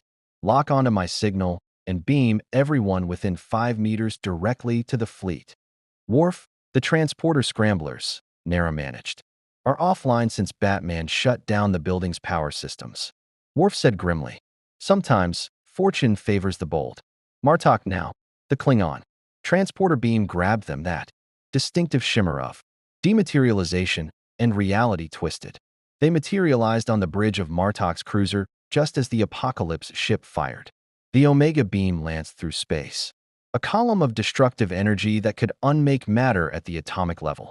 It struck LexCorp Plaza with the force of a small nuclear weapon. The building didn't explode, it simply ceased to exist, vaporized instantly along with the 6 blocks immediately surrounding it. Superman emerged from the destruction, carrying Luthor's creation, both of them tumbling through the air. He'd managed to get above the blast radius, but the shockwave sent him spinning. The construct wasn't so lucky without Luthor's guidance. It had been caught in the Omega beam's periphery, its hybrid systems overloading and tearing themselves apart. On the bridge of the Klingon cruiser, they watched Metropolis burn. Emergency klaxons wailed across the city. Buildings collapsed from the shockwave. Fire spread, and rising from the ruins, a mushroom cloud of destruction that would scar the city for years. Luthor, regaining consciousness in Batman's grip, stared at the screen showing his headquarters. His life's work simply gone. His face was ashen. No, this can't be. This is what happens when you make deals with devils. Lex, Batman said coldly. You thought you were using Darkseid. He was using you. Martok's voice cut through the horror. Chancellor to all ships, battle stations. The Apocalypse vessel is moving. It descends toward Earth. Kvok's fingers flew across his console. Sir, I'm reading massive energy signatures. It's opening boom tubes. Thousands of them. Parademons, Furies, assault craft. It's a full invasion force. Superman crashed onto the cruiser's hull, using his invulnerability to survive the vacuum, and signaled for transport.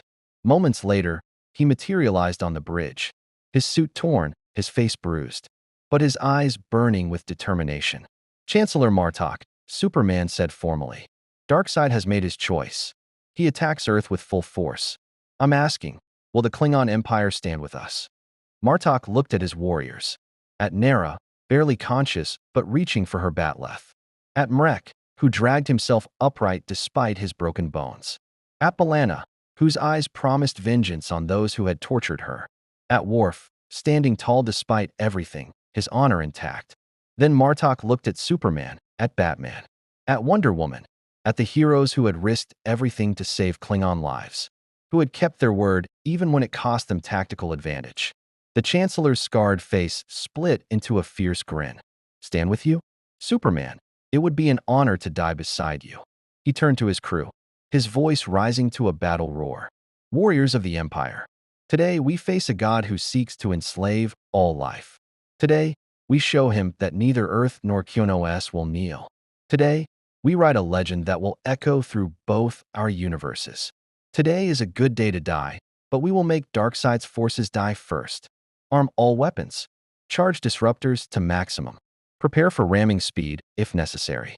We go to war. The Klingon fleet roared its response, a sound like thunder across the void. In the watchtower, the Justice League assembled. Flash vibrated with barely contained energy. Green Lantern's ring blazed bright. Aquaman raised his trident. Cyborg's weapon systems came online. Martian Manhunter's eyes glowed red with Martian fury. Across Earth, heroes responded to the call. Green Lanterns from across the sector converged. Teen Titans mobilized. Even the Suicide Squad, under Amanda Waller's cold pragmatism, prepared for deployment. And on Apocalypse's ship, Darkseid stood in his command throne, his hands resting on armrests carved from the bones of gods he'd killed, watching Earth prepare its defense. Let them come, he said to his assembled Furies. Let them fight. Let them show me their strength. And when they have given everything, when they have sacrificed all they hold dear, I will break them. I will show them that hope is the cruelest lie. And I will teach this universe that Darkseid is. The Omega symbol blazed across his ship. The invasion of Earth had begun. The battle for Earth began not with a bang, but with a scream that echoed across dimensions. Boom tubes erupted across the planet like pustules on reality's skin. Over. Metropolis, Gotham, Coast City, Central City, Star City, and dozens more population centers. From each portal, Darkseid's forces poured forth in numbers that defied comprehension. Parademons swarmed like locusts, their wings blotting out stars. Furies descended on pillars of fire, their eyes blazing with the righteousness of fanatics. And behind them, the war machines of apocalypse, massive constructs that melded flesh and metal into nightmares of destruction. In the watchtower, the tactical display showed Earth bleeding red with enemy contacts. Estimated enemy forces, Cyborg reported, his voice tight, exceeding 100,000 and climbing. They're hitting every major city simultaneously. This isn't an invasion, it's an extermination. Superman's jaw tightened. Then we stop it. All of it. We hold the line.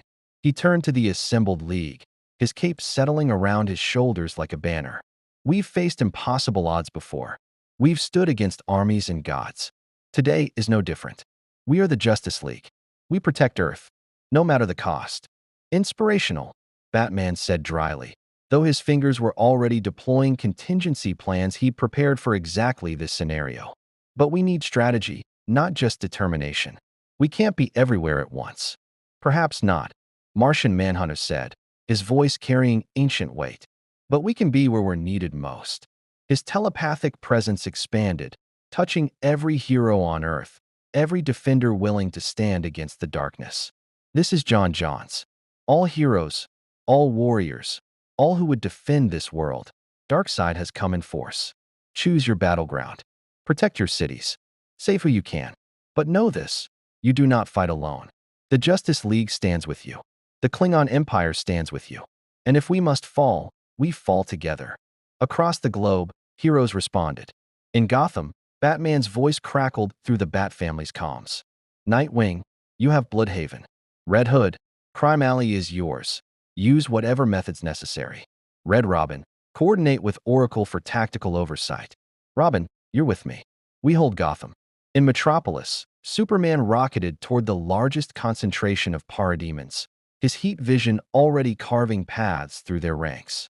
Behind him, Supergirl and Steel followed, while Lex Luthor, now in Justice League custody but granted temporary release, activated emergency defense systems he'd hidden throughout the city. I may be a prisoner, Luthor growled into his communicator, watching through security feeds as his city burned. But this is still my city. No alien god destroys what I built. His weapons came online: railguns, energy batteries, automated defense drones. Consider this my penance. In the skies above Earth, the Klingon fleet engaged Apocalypse's warships. Chancellor Martok stood on his bridge, his remaining eye tracking multiple targets, his voice booming orders. Focus fire on their command vessels. Do not waste ammunition on the drones. Let their disruptors chew through our shields while we cut the head from the snake. Klingon warbirds danced through space, their maneuverability superior to Apocalypse's massive dreadnoughts. Disruptor beams lanced out, torpedoes streaked toward targets, and when one Klingon vessel's shields failed, its captain didn't retreat. He set course directly for an enemy ship and engaged ramming speed. Kapla! The captain roared as his vessel impacted, both ships exploding in fusion fire. But his sacrifice had been honored. The enemy dreadnought's destruction cleared a path for 3 more Klingon vessels to strike at Apocalypse's flagship. Worf stood at Martok's side, his hands gripping the tactical console. Chancellor, the Earth forces are being overwhelmed in Sector 7. 3 cities have fallen dark, communications ceased. Then we send reinforcements, Martok commanded. Kvok, divert vessels 4, 7, and 9 to provide orbital bombardment support. Let Darkseid's forces learn what it means to face Klingon fury from above. On Earth's surface, Wonder Woman led a desperate defense of Washington, D.C. Her sword was a blur of divine steel, each strike ending a parademon's existence. Her lasso wrapped around clusters of enemies, the truth compelling them to tear at each other in confused rage. Her shield deflected Omega energy blasts that would have leveled buildings. And through it all, she fought with the grace and fury of an Amazon princess who had trained for 3,000 years. Beside her, Worf fought with equal ferocity, his bat'leth sang as it cleaved through corrupted flesh. His disruptor burned holes through Fury's armor. When a massive Apocalypse war machine lumbered toward them, a 50-foot construct of metal and malice, he charged it without Hesitation. Worf, wait. Diana called, but the Klingon was already in motion. He leaped, his powerful legs carrying him onto the machine's leg. Then up its torso, his batleth finding purchase in the gaps of its armor. The machine tried to shake him off, its massive hands reaching, but Worf was faster. He climbed until he reached what he judged to be the control center, a pulsing, red core visible through cracked plating. For the Empire, he roared, driving his batleth into the core with all his strength. The machine convulsed, energy arcing wildly, and then it detonated. Worf rode the explosion down, his armor scorched, his body battered, but alive. He landed hard, rolled to absorb the impact, and came up ready for more. Diana landed beside him, offering her hand to help him stand. That was incredibly reckless, but effective, Worf replied, accepting her grip. Around them, the machine's destruction had created a temporary gap in the enemy lines. We must press the advantage. Agreed. Diana raised her sword. For Earth, for Themyscira, for all who refused to kneel. They charged together, Amazon and Klingon, warrior princess and Starfleet officer, united in the belief that freedom was worth any price. In Central City, the Flash created tornadoes of motion that flung thousands of parademons into the stratosphere. But for every enemy he removed, 2 more emerged from boom tubes. His speed made him nearly invincible, but even he couldn't be everywhere at once. Guys, I could really use some backup here. Barry called through his comm, his voice showing strain for the first time. They just keep coming. On our way, Flash, Green Lantern's voice responded. Hal Jordan descended from orbit in a streak of emerald light, his ring creating massive constructs, hammers, blades, cages that imprisoned or destroyed hundreds of enemies with each creation. Beside him, John Stewart materialized walls that contained entire swarms while Kyle Rayner's artistic constructs confused and distracted. The Green Lantern Corps had arrived. About time you showed up, Flash said, grinning despite exhaustion. Had to convince the Guardians this was worth intervening in, Hal replied, his ring blazing. Apparently, Earth is being invaded by a genocidal god, finally qualified as an emergency. Above them all, in low orbit, Martian Manhunter fought a battle of a different kind. His telepathic abilities had expanded to encompass the entire planet, creating a network that allowed heroes to coordinate instantaneously, that warned civilians of danger before it arrived, that disrupted the Furies' attempts to organize their forces. But maintaining such a connection, while also fighting, physically was draining him rapidly. John, Superman's voice touched his mind, concerned. I can feel your strain. Pull back if you need to. I am the last of my species, Clark, John replied, his mental voice showing cracks. I watched Mars burn. I will not watch Earth fall the same way. I will hold this connection until my consciousness burns out or victory is achieved. There is no third option. In Gotham, Batman coordinated the defense from the Batcave while simultaneously fighting in the streets. His tactical genius deployed heroes where they'd be most effective, rerouted civilians to safe zones, and exploited every weakness in Darkseid's forces. Robin, the parademons funnel through narrow streets poorly. Use that. Drive them into the narrows and collapse buildings on them. Oracle, hack their communication frequencies, create false orders. Sow confusion. Nightwing, there's a Fury heading toward Arkham Asylum. If those inmates get loose during this chaos. Already on it. Dick Grayson's voice came back, slightly breathless. Though I gotta say, never thought I'd be protecting the Joker from alien invaders. Protect the building, not its occupants, Batman corrected. If the Joker escapes, he'll kill more people than the parademons. In the North Atlantic, Aquaman rose from the depths with an army at his back. Massive sea creatures, whales, giant squids, prehistoric leviathans disturbed. From ocean trenches, answered the king of Atlantis' call. They struck at apocalypse forces that attempted to establish underwater staging points, tearing apart war machines, dragging Furies into the crushing depths. The ocean protects its own, Aquaman declared, his trident blazing with mystical energy. And Earth is 70% ocean. Darkseid made a mistake thinking the surface was all he'd have to conquer. Destroyed hundreds of enemies with each creation. Beside him, John Stewart materialized walls that contained entire swarms while Kyle Rayner's artistic constructs confused and distracted. The Green Lantern Corps had arrived. About time you showed up, Flash said, grinning despite exhaustion. Had to convince the Guardians this was worth intervening in, Hal replied, his ring blazing. Apparently, Earth is being invaded by a genocidal god, finally qualified as an emergency. Above them all, in low orbit, Martian Manhunter fought a battle of a different kind. His telepathic abilities had expanded to encompass the entire planet, creating a network that allowed heroes to coordinate instantaneously, that warned civilians of danger before it arrived, that disrupted the Furies' attempts to organize their forces. But maintaining such a connection, while also fighting, physically was draining him rapidly. John, Superman's voice touched his mind, concerned. I can feel your strain. Pull back if you need to. I am the last of my species, Clark, John replied, his mental voice showing cracks. I watched Mars burn. I will not watch Earth fall the same way. I will hold this connection until my consciousness burns out or victory is achieved. There is no third option. In Gotham, Batman coordinated the defense from the Batcave while simultaneously fighting in the streets. His tactical genius deployed heroes where they'd be most effective, rerouted civilians to safe zones, and exploited every weakness in Darkseid's forces.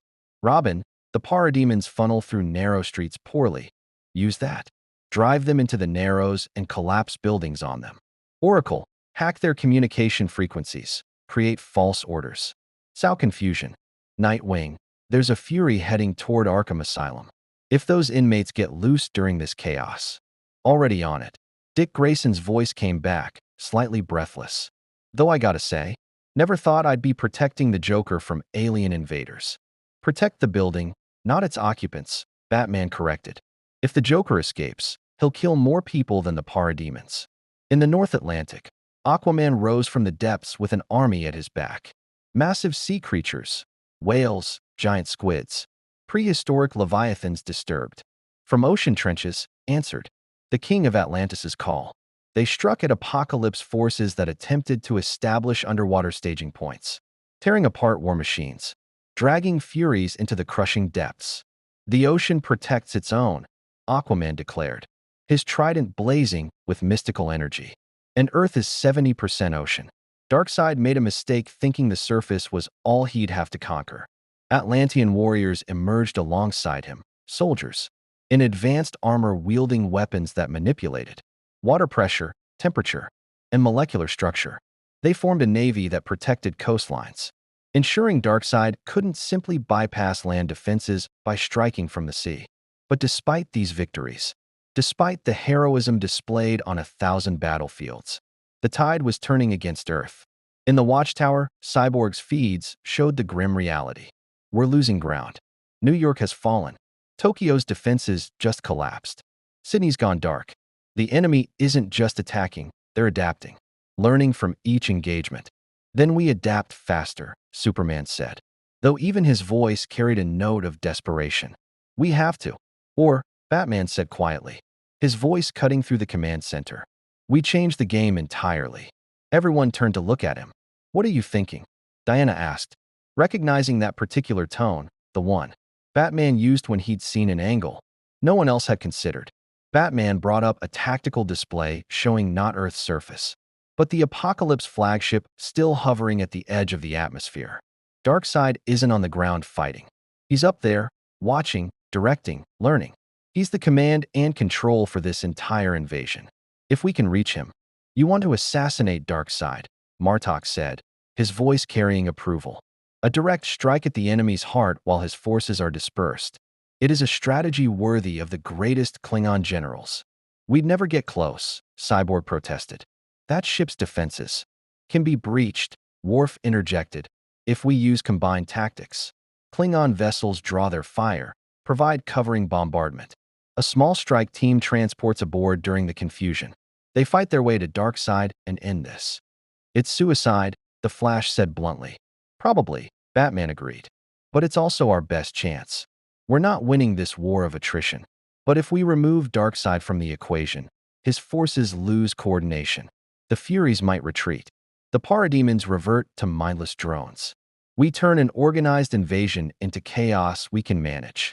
Superman looked at each face around the table. Heroes who had already given everything. Warriors who faced death with honor. Defenders who refused to yield. Then he looked at Batman. "You're right," he said simply. "So who goes?" "You, me, Diana," Batman said immediately. "The Trinity. We're the only ones who have even a remote chance of surviving long enough to reach him." "And me," Worf added.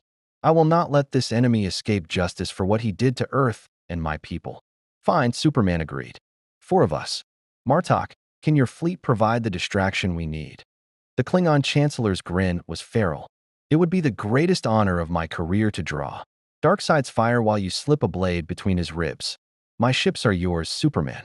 "Then we do this now," Diana said, her voice carrying the weight of 3,000 years of warrior wisdom.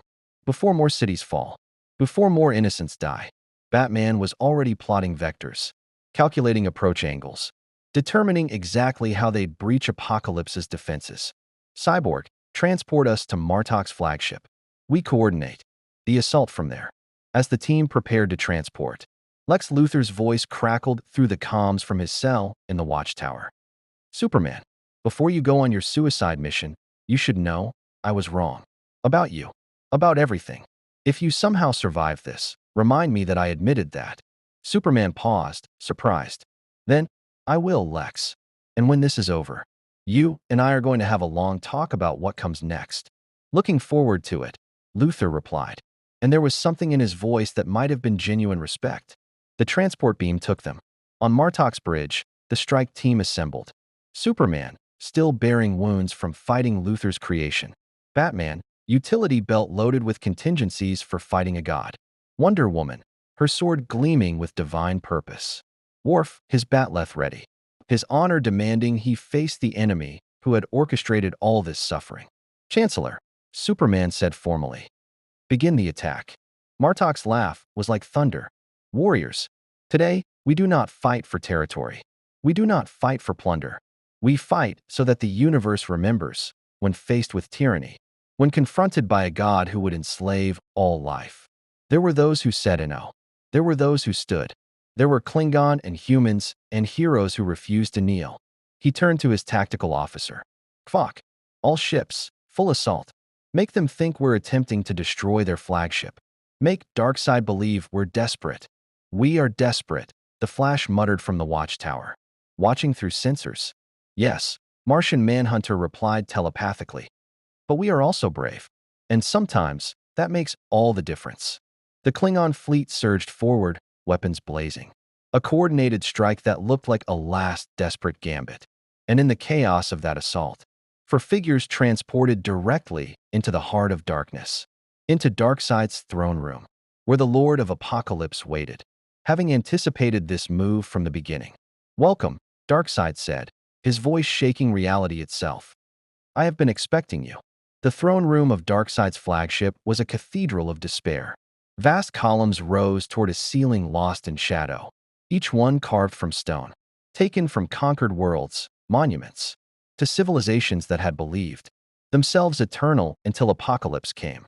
The floor was obsidian polished to mirror smoothness, reflecting the red circuitry that pulsed through the walls like infected veins.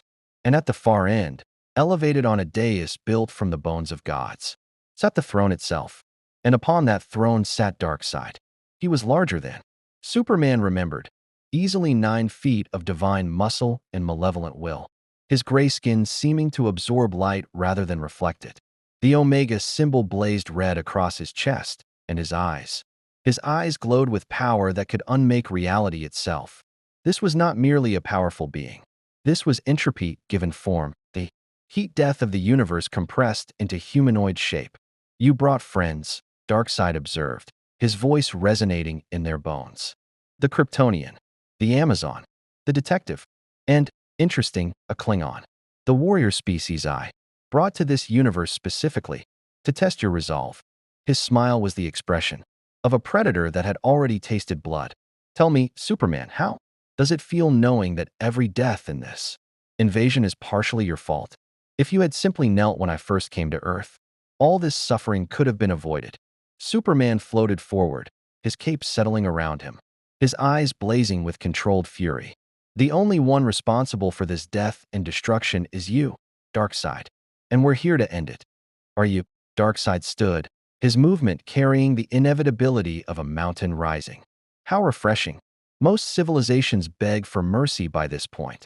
But Earth's champions still believe they can win. He descended from his throne, each footstep echoing like the closing of a tomb. Very well. I will grant you the honor of dying together. It will make an excellent lesson for the survivors that even your greatest heroes could not stand against Darkseid. Batman's hand moved to his utility belt. We're not here to grandstand. We're here to stop you, by any means necessary. Ah, the mortal, Darkseid said, his attention turning to Batman like a searchlight. The one who dares stand among gods with nothing but his intellect and preparation. I admire your courage, human. It will make breaking you all the more satisfying. Wonder Woman drew her sword, the god-killer blade humming with divine energy. You speak of breaking others, Darkseid, but I wonder, have you ever truly been tested? You conquer worlds too weak to resist, enslave species too frightened to fight back. But we are not weak. We are not frightened, and we will show you what true warriors can accomplish. A speech worthy of your Amazon heritage, Darkseid acknowledged. Your mother gave a similar declaration when I first came to Themyscira. I still remember her screams as I turned Paradise Island to ash. His eyes narrowed. Shall I do the same to you, daughter of Hippolyta? Diana's face went white, then red with fury. You're lying. Perhaps, Darkseid said with cruel amusement. Or perhaps that tragedy simply hasn't occurred yet in your timeline. The multiverse is vast, Diana. So many versions of you. So many worlds I've conquered. They all blur together after millennia. Worf stepped forward, his batleth raised in both hands. Enough talk. I am Worf, son of Moke, and I have faced enemies across the galaxy. You orchestrated the capture and torture of my warriors. You brought my people to this universe as pawns in your game. For these insults to Klingon honor, you will answer. Darkseid actually laughed, a sound like continents grinding together. The Klingon speaks of honor while serving the Federation that once conquered his people. You are a hypocrite, Worf, torn between two cultures, belonging to neither. You are weakness personified. No, Worf replied, his voice steady as stone. I am synthesis, the best of both worlds. And that is what you cannot understand. That unity makes us stronger, not weaker. Then demonstrate this strength, Darkseid said, his eyes beginning to glow brighter. Show me what four warriors can do against a god. His Omega beams lanced out. Superman moved faster than thought, interposing himself between Darkseid and his team. The beams struck his chest with force that would have annihilated planets. And Superman screamed as reality itself tried to erase him. But he held firm. His Kryptonian physiology absorbing punishment that would kill anything else in the universe. Now, Batman shouted. Wonder Woman launched herself at Darkseid from the left, her sword aimed at the gap between his armor plates. Worf attacked from the right, his batleth seeking the joints where even a god's body must bend. Batman threw a barrage of specially prepared explosives, not conventional weapons, but devices he'd been building for years in case this day came, each one containing compressed Mother Box energy stolen from previous encounters with new gods. Darkseid's response was contemptuous efficiency. His backhand caught Wonder Woman mid-flight, the impact sending her crashing through 3 columns before she could arrest her momentum. His other hand caught Worf's batleth, stopping the blade cold despite all the Klingon strength behind it. And Batman's explosives detonated against a force field that Darkseid generated with barely a thought. Is this the best Earth can offer? Darkseid asked, holding Worf suspended by his weapon. Disappointing. He threw Worf across the throne room.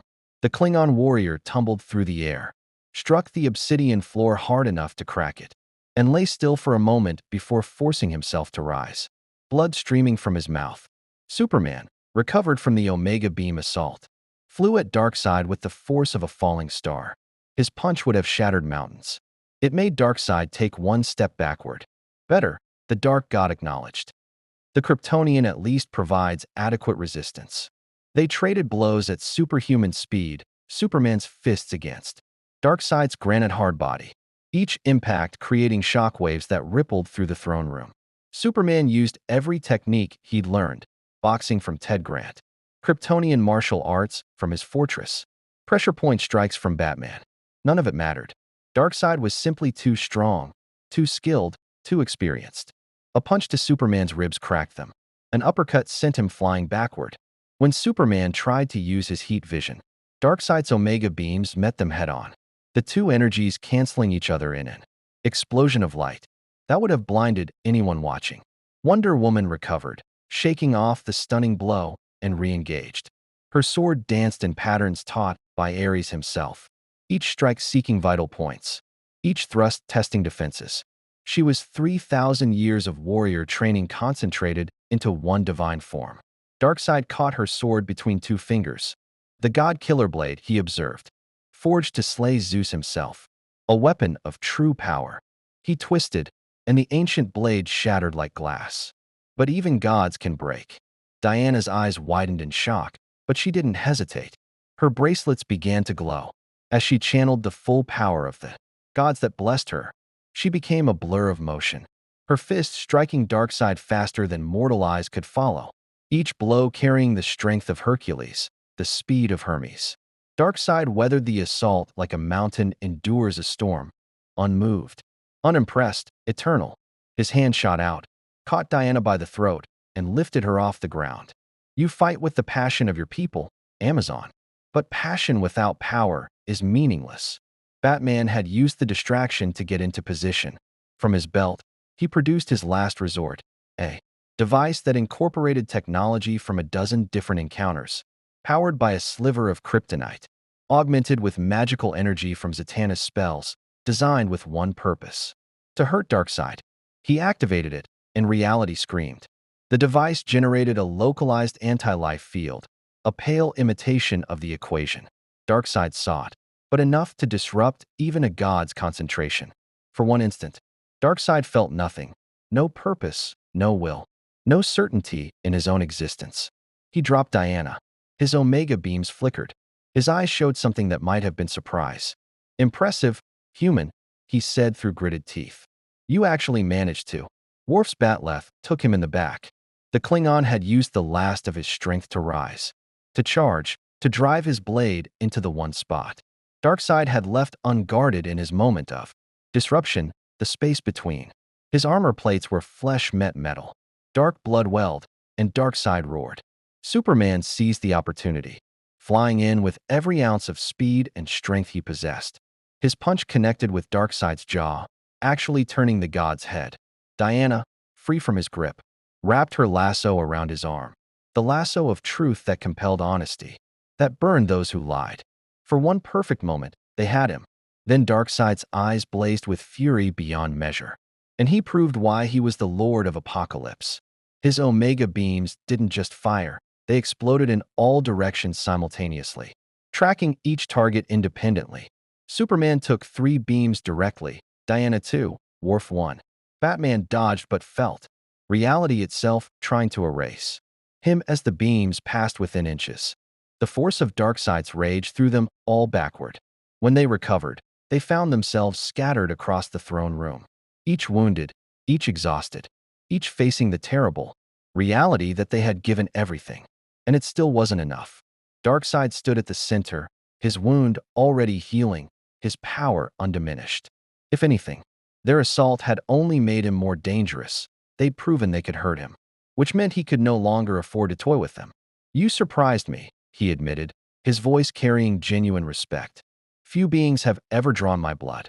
For that, I grant you quick deaths rather than the slow suffering I had planned.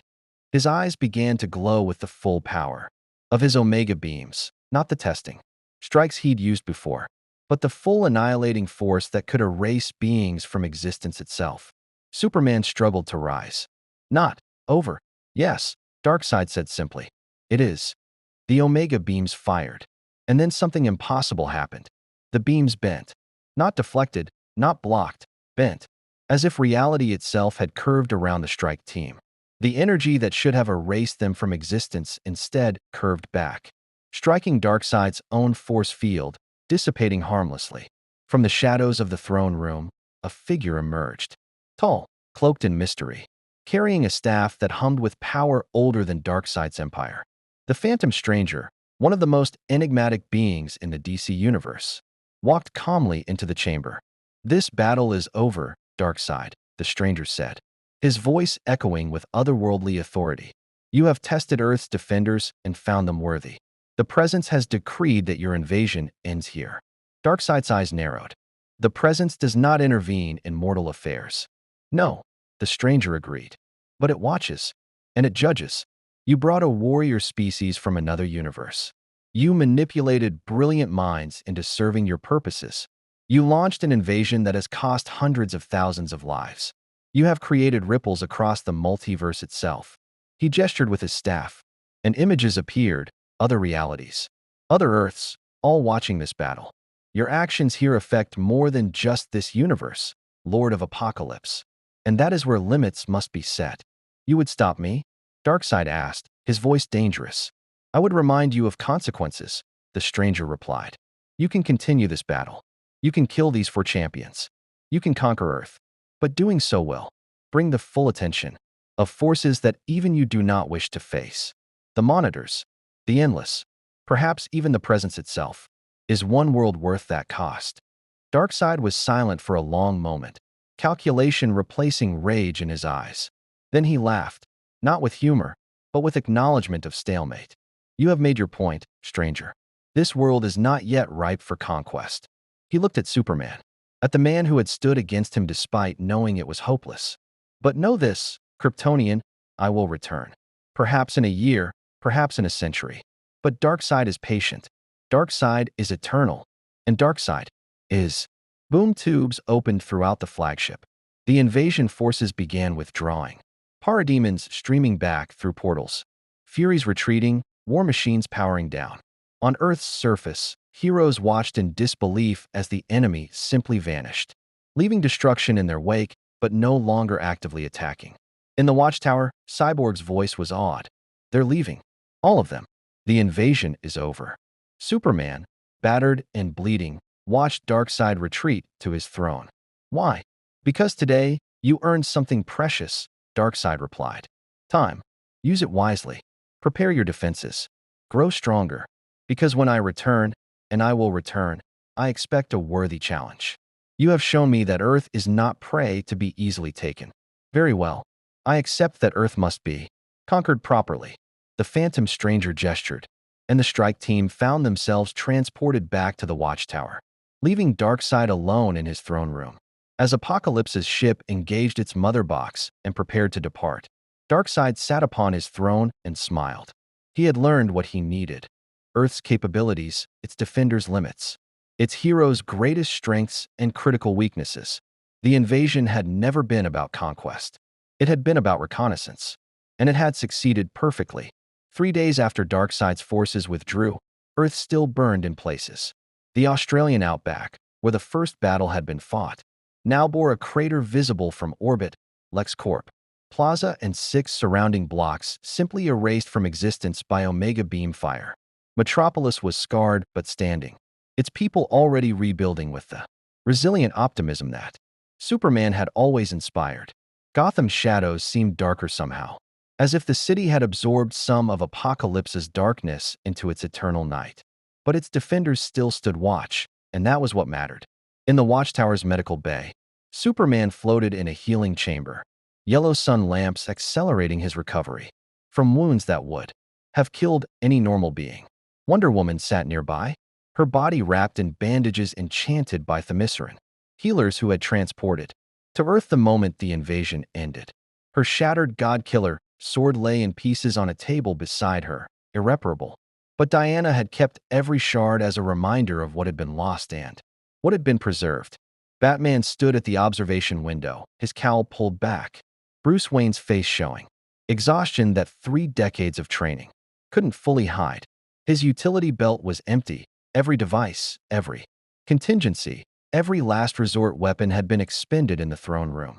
He would rebuild them all, of course. But for now, he simply watched Earth turn below, cataloging damage, planning reconstruction, already preparing for the next crisis. Because there would be a next crisis. There always was. Worf sat cross-legged on the floor in a meditation pose that his Klingon brothers would have mocked, but that his Starfleet training had taught him.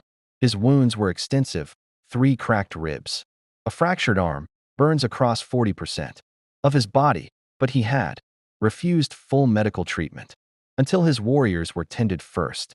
Nera, Mrek, and Balana were recovering in the Klingon fleet, their injuries from Luther's torture being treated with both Earth medical technology and Klingon healing rituals.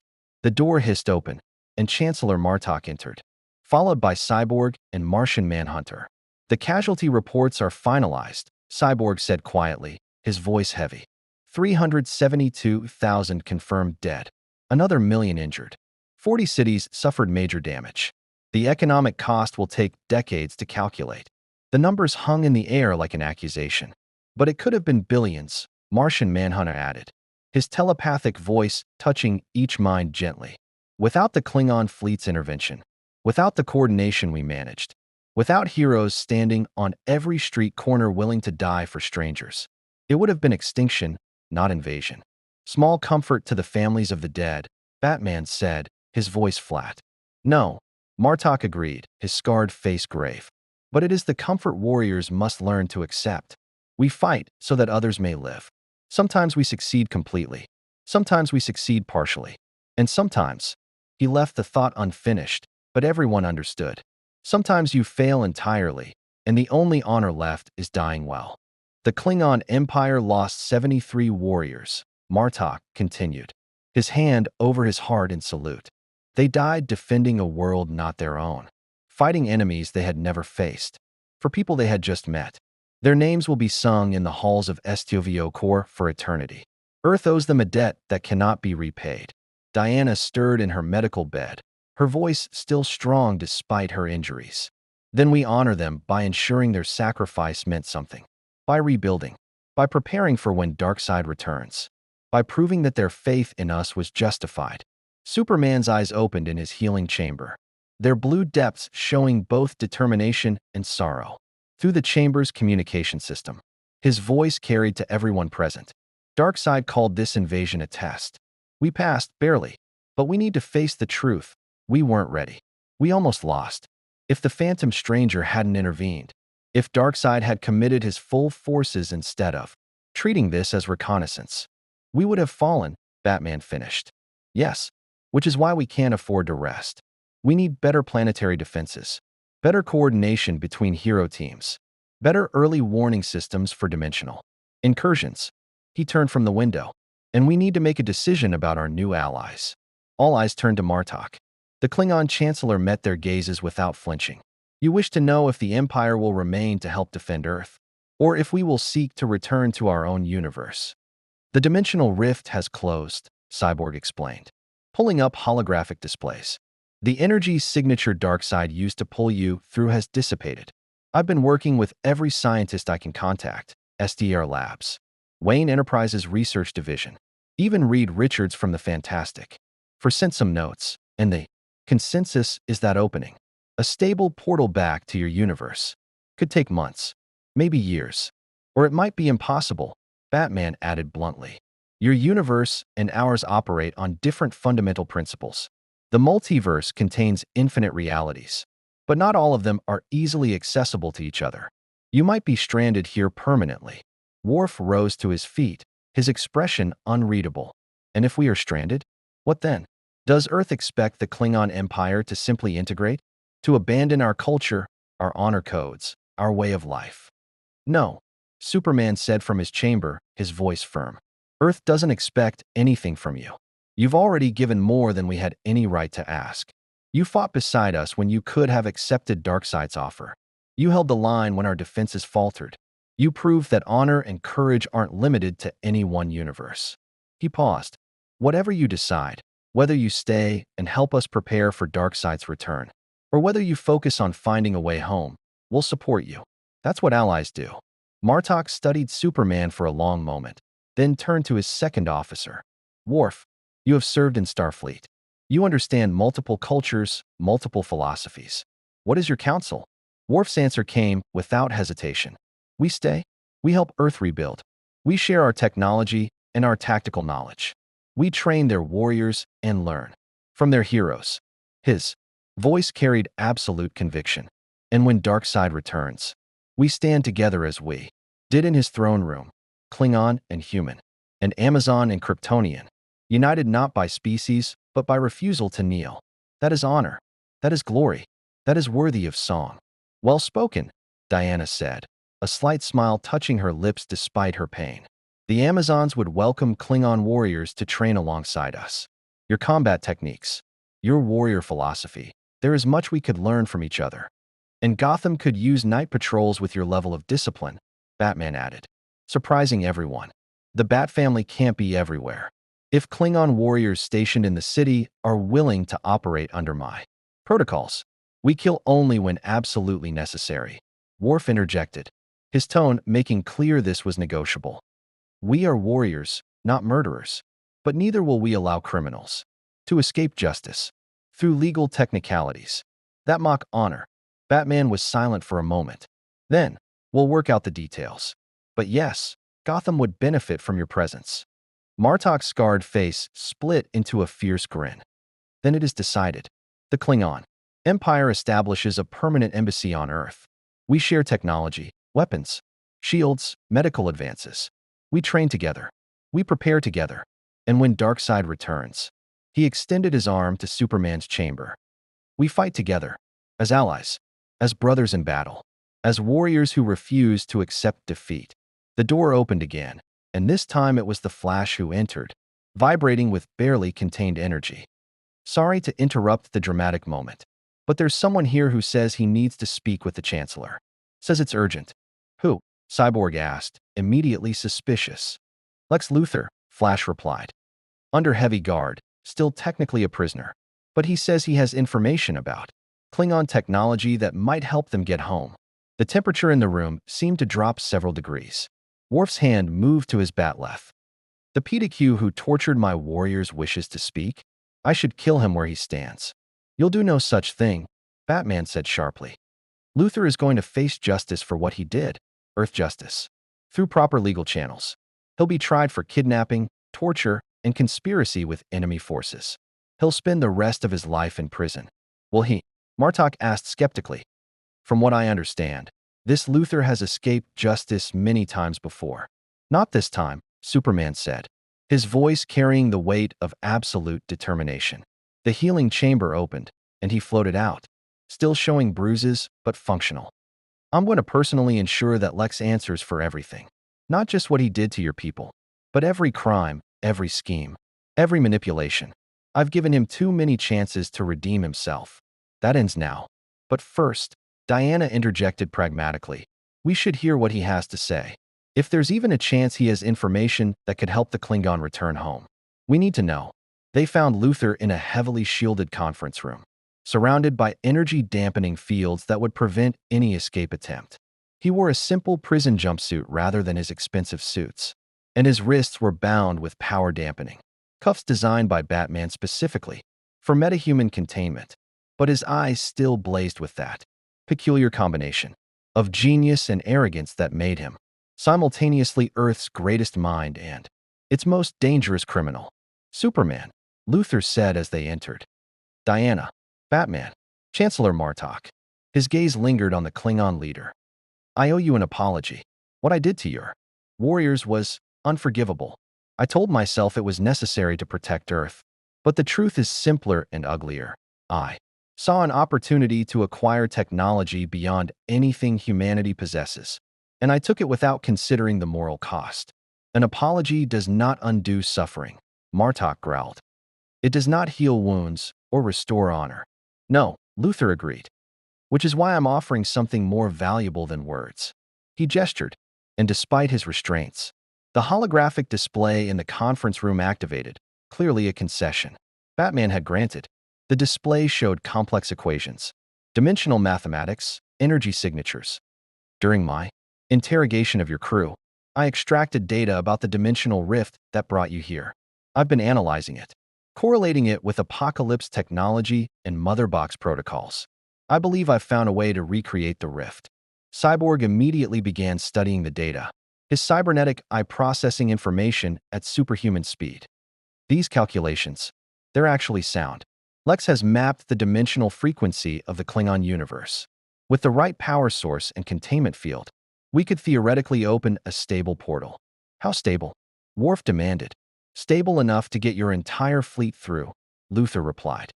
But it would require an enormous amount of energy, more than Earth can generate without significant preparation. We need to build a specialized facility, harness multiple power sources simultaneously. It would take months of construction. And why? Batman asked quietly. Would you help them leave? You wanted their technology. Keeping them stranded here would give you more opportunities to study it. Luther met Batman's gaze steadily. Because Darkseid humbled me, detective. He showed me that my brilliance, my preparations, my superiority complex, all of it was meaningless against a being who truly understood power. I thought I was using him. He was using me.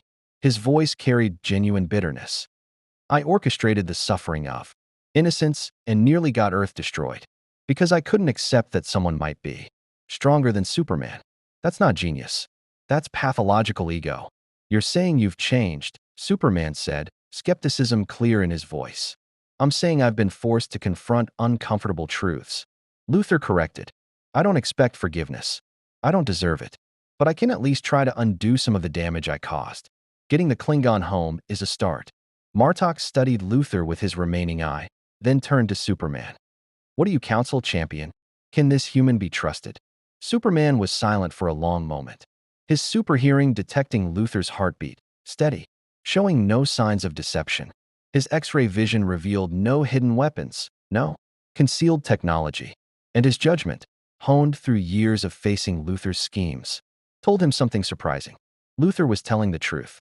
I think, Superman said carefully, that Lex is offering genuine help because it serves his self-interest to appear reformed. But that doesn't mean we shouldn't accept the help. He looked at Luther. You'll work on this portal under constant supervision. Every calculation checked, every design reviewed, every component tested. And when it's done, if it works, it doesn't absolve you of your crimes.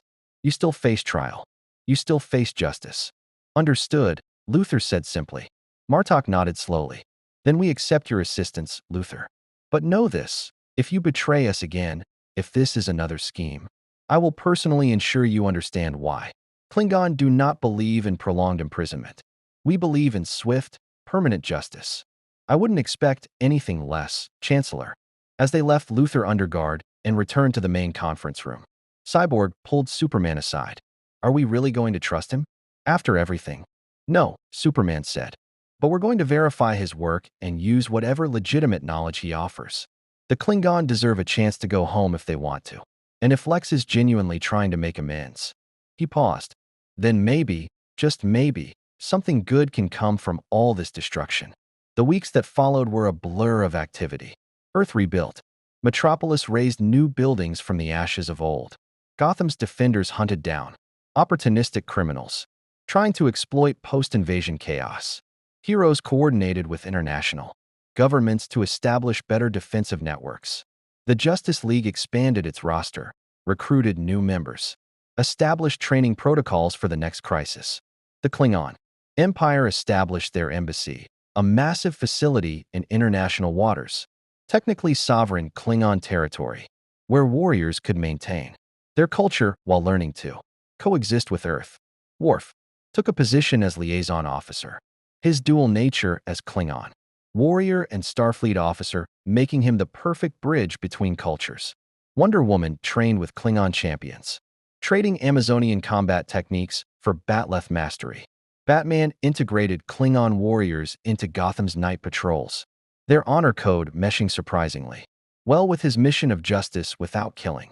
Superman worked with Martok to share Kryptonian technology stored in his Fortress of Solitude, helping the Klingon repair and upgrade their fleet.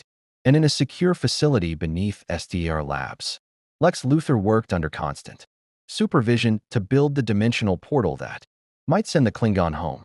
6 months later, the portal was ready. The Klingon fleet assembled in orbit, their ships repaired, their warriors rested. Their alliance with Earth formalized through treaties and mutual defense pacts. Chancellor Martok stood in the watchtower, looking out at his vessels, then down at the planet that had become a second home.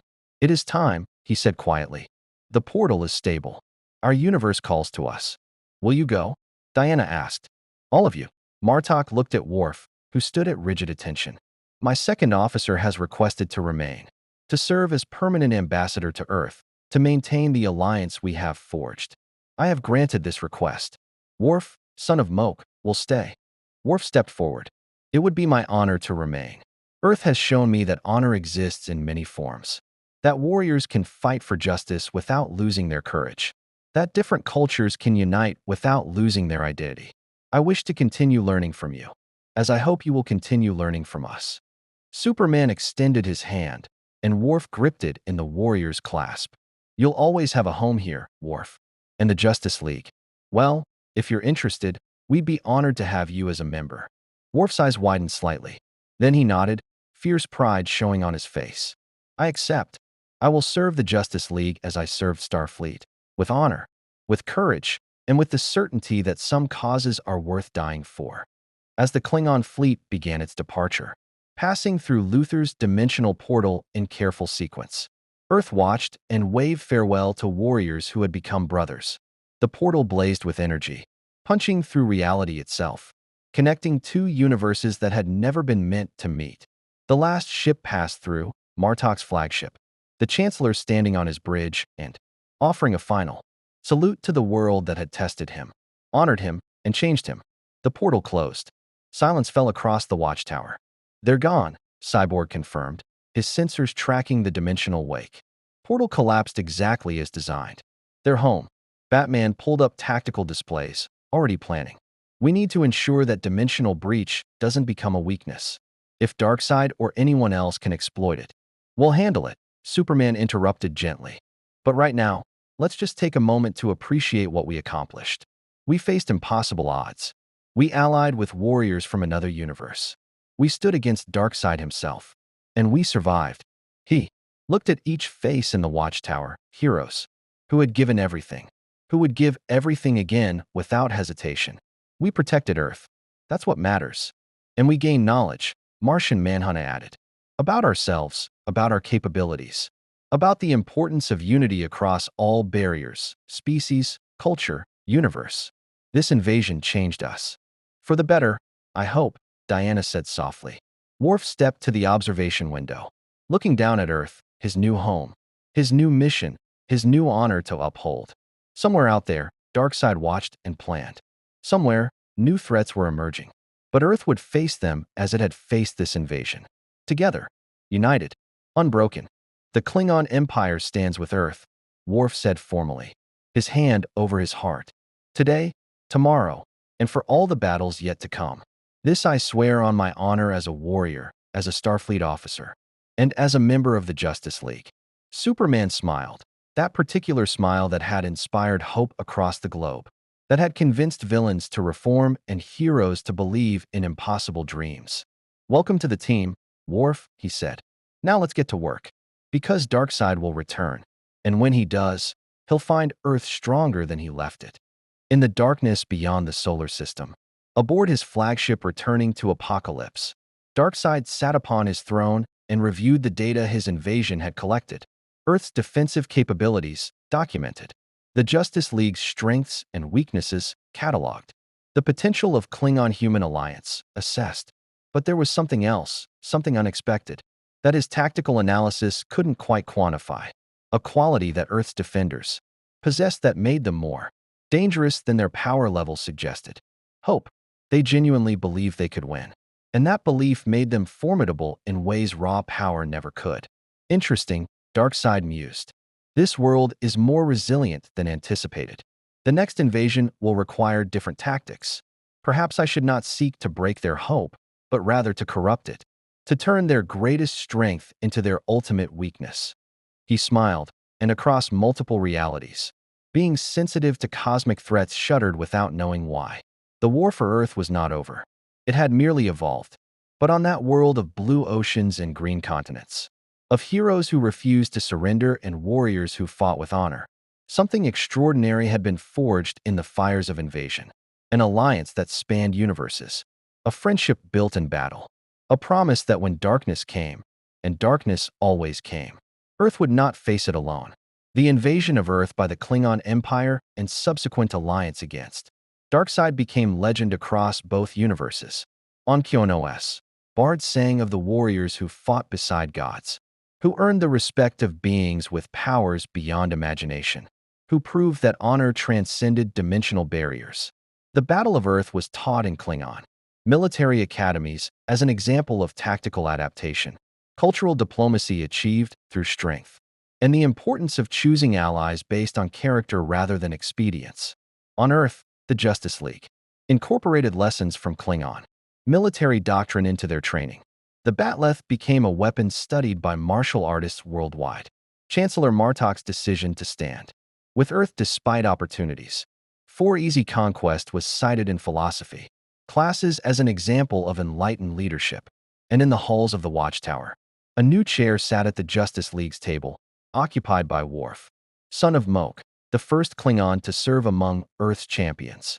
He brought with him centuries of warrior tradition, strategic brilliance honed across the galaxy, and a reminder that true strength came not from power alone, but from the courage to stand for principles when standing would cost everything. Lex Luthor faced trial and was sentenced to life, imprisonment in a maximum security facility designed specifically to contain his intellect. But his work on the dimensional portal had opened doors, literally and figuratively, that would reshape humanity's understanding of the multiverse. And in his cell, late at night, he sometimes wondered if being humbled by Darkseid was the greatest gift the universe could have given him. Darkseid's next invasion would come eventually, perhaps in a year, perhaps in a decade. But when it did, he would face not just a world of heroes, but a world that had learned the value of unity, that understood the importance of preparation, and that had forged alliances with warriors from beyond reality itself. Earth had faced its greatest test and emerged stronger, not unscathed. The scars of invasion would take generations to fully heal, but unbroken, unbowed, and absolutely certain that whatever came next, they would face it together. Hope shines brightest in the darkest night, and Earth's defenders had proven that no darkness, no matter how vast, could extinguish the light of courage, honor, and the unshakable belief that tomorrow could be better than today. The multiverse watched, and it wondered what other alliances might be possible, what other warriors might find common cause, what other universes might unite against tyranny. The invasion had ended, but the legend was just beginning.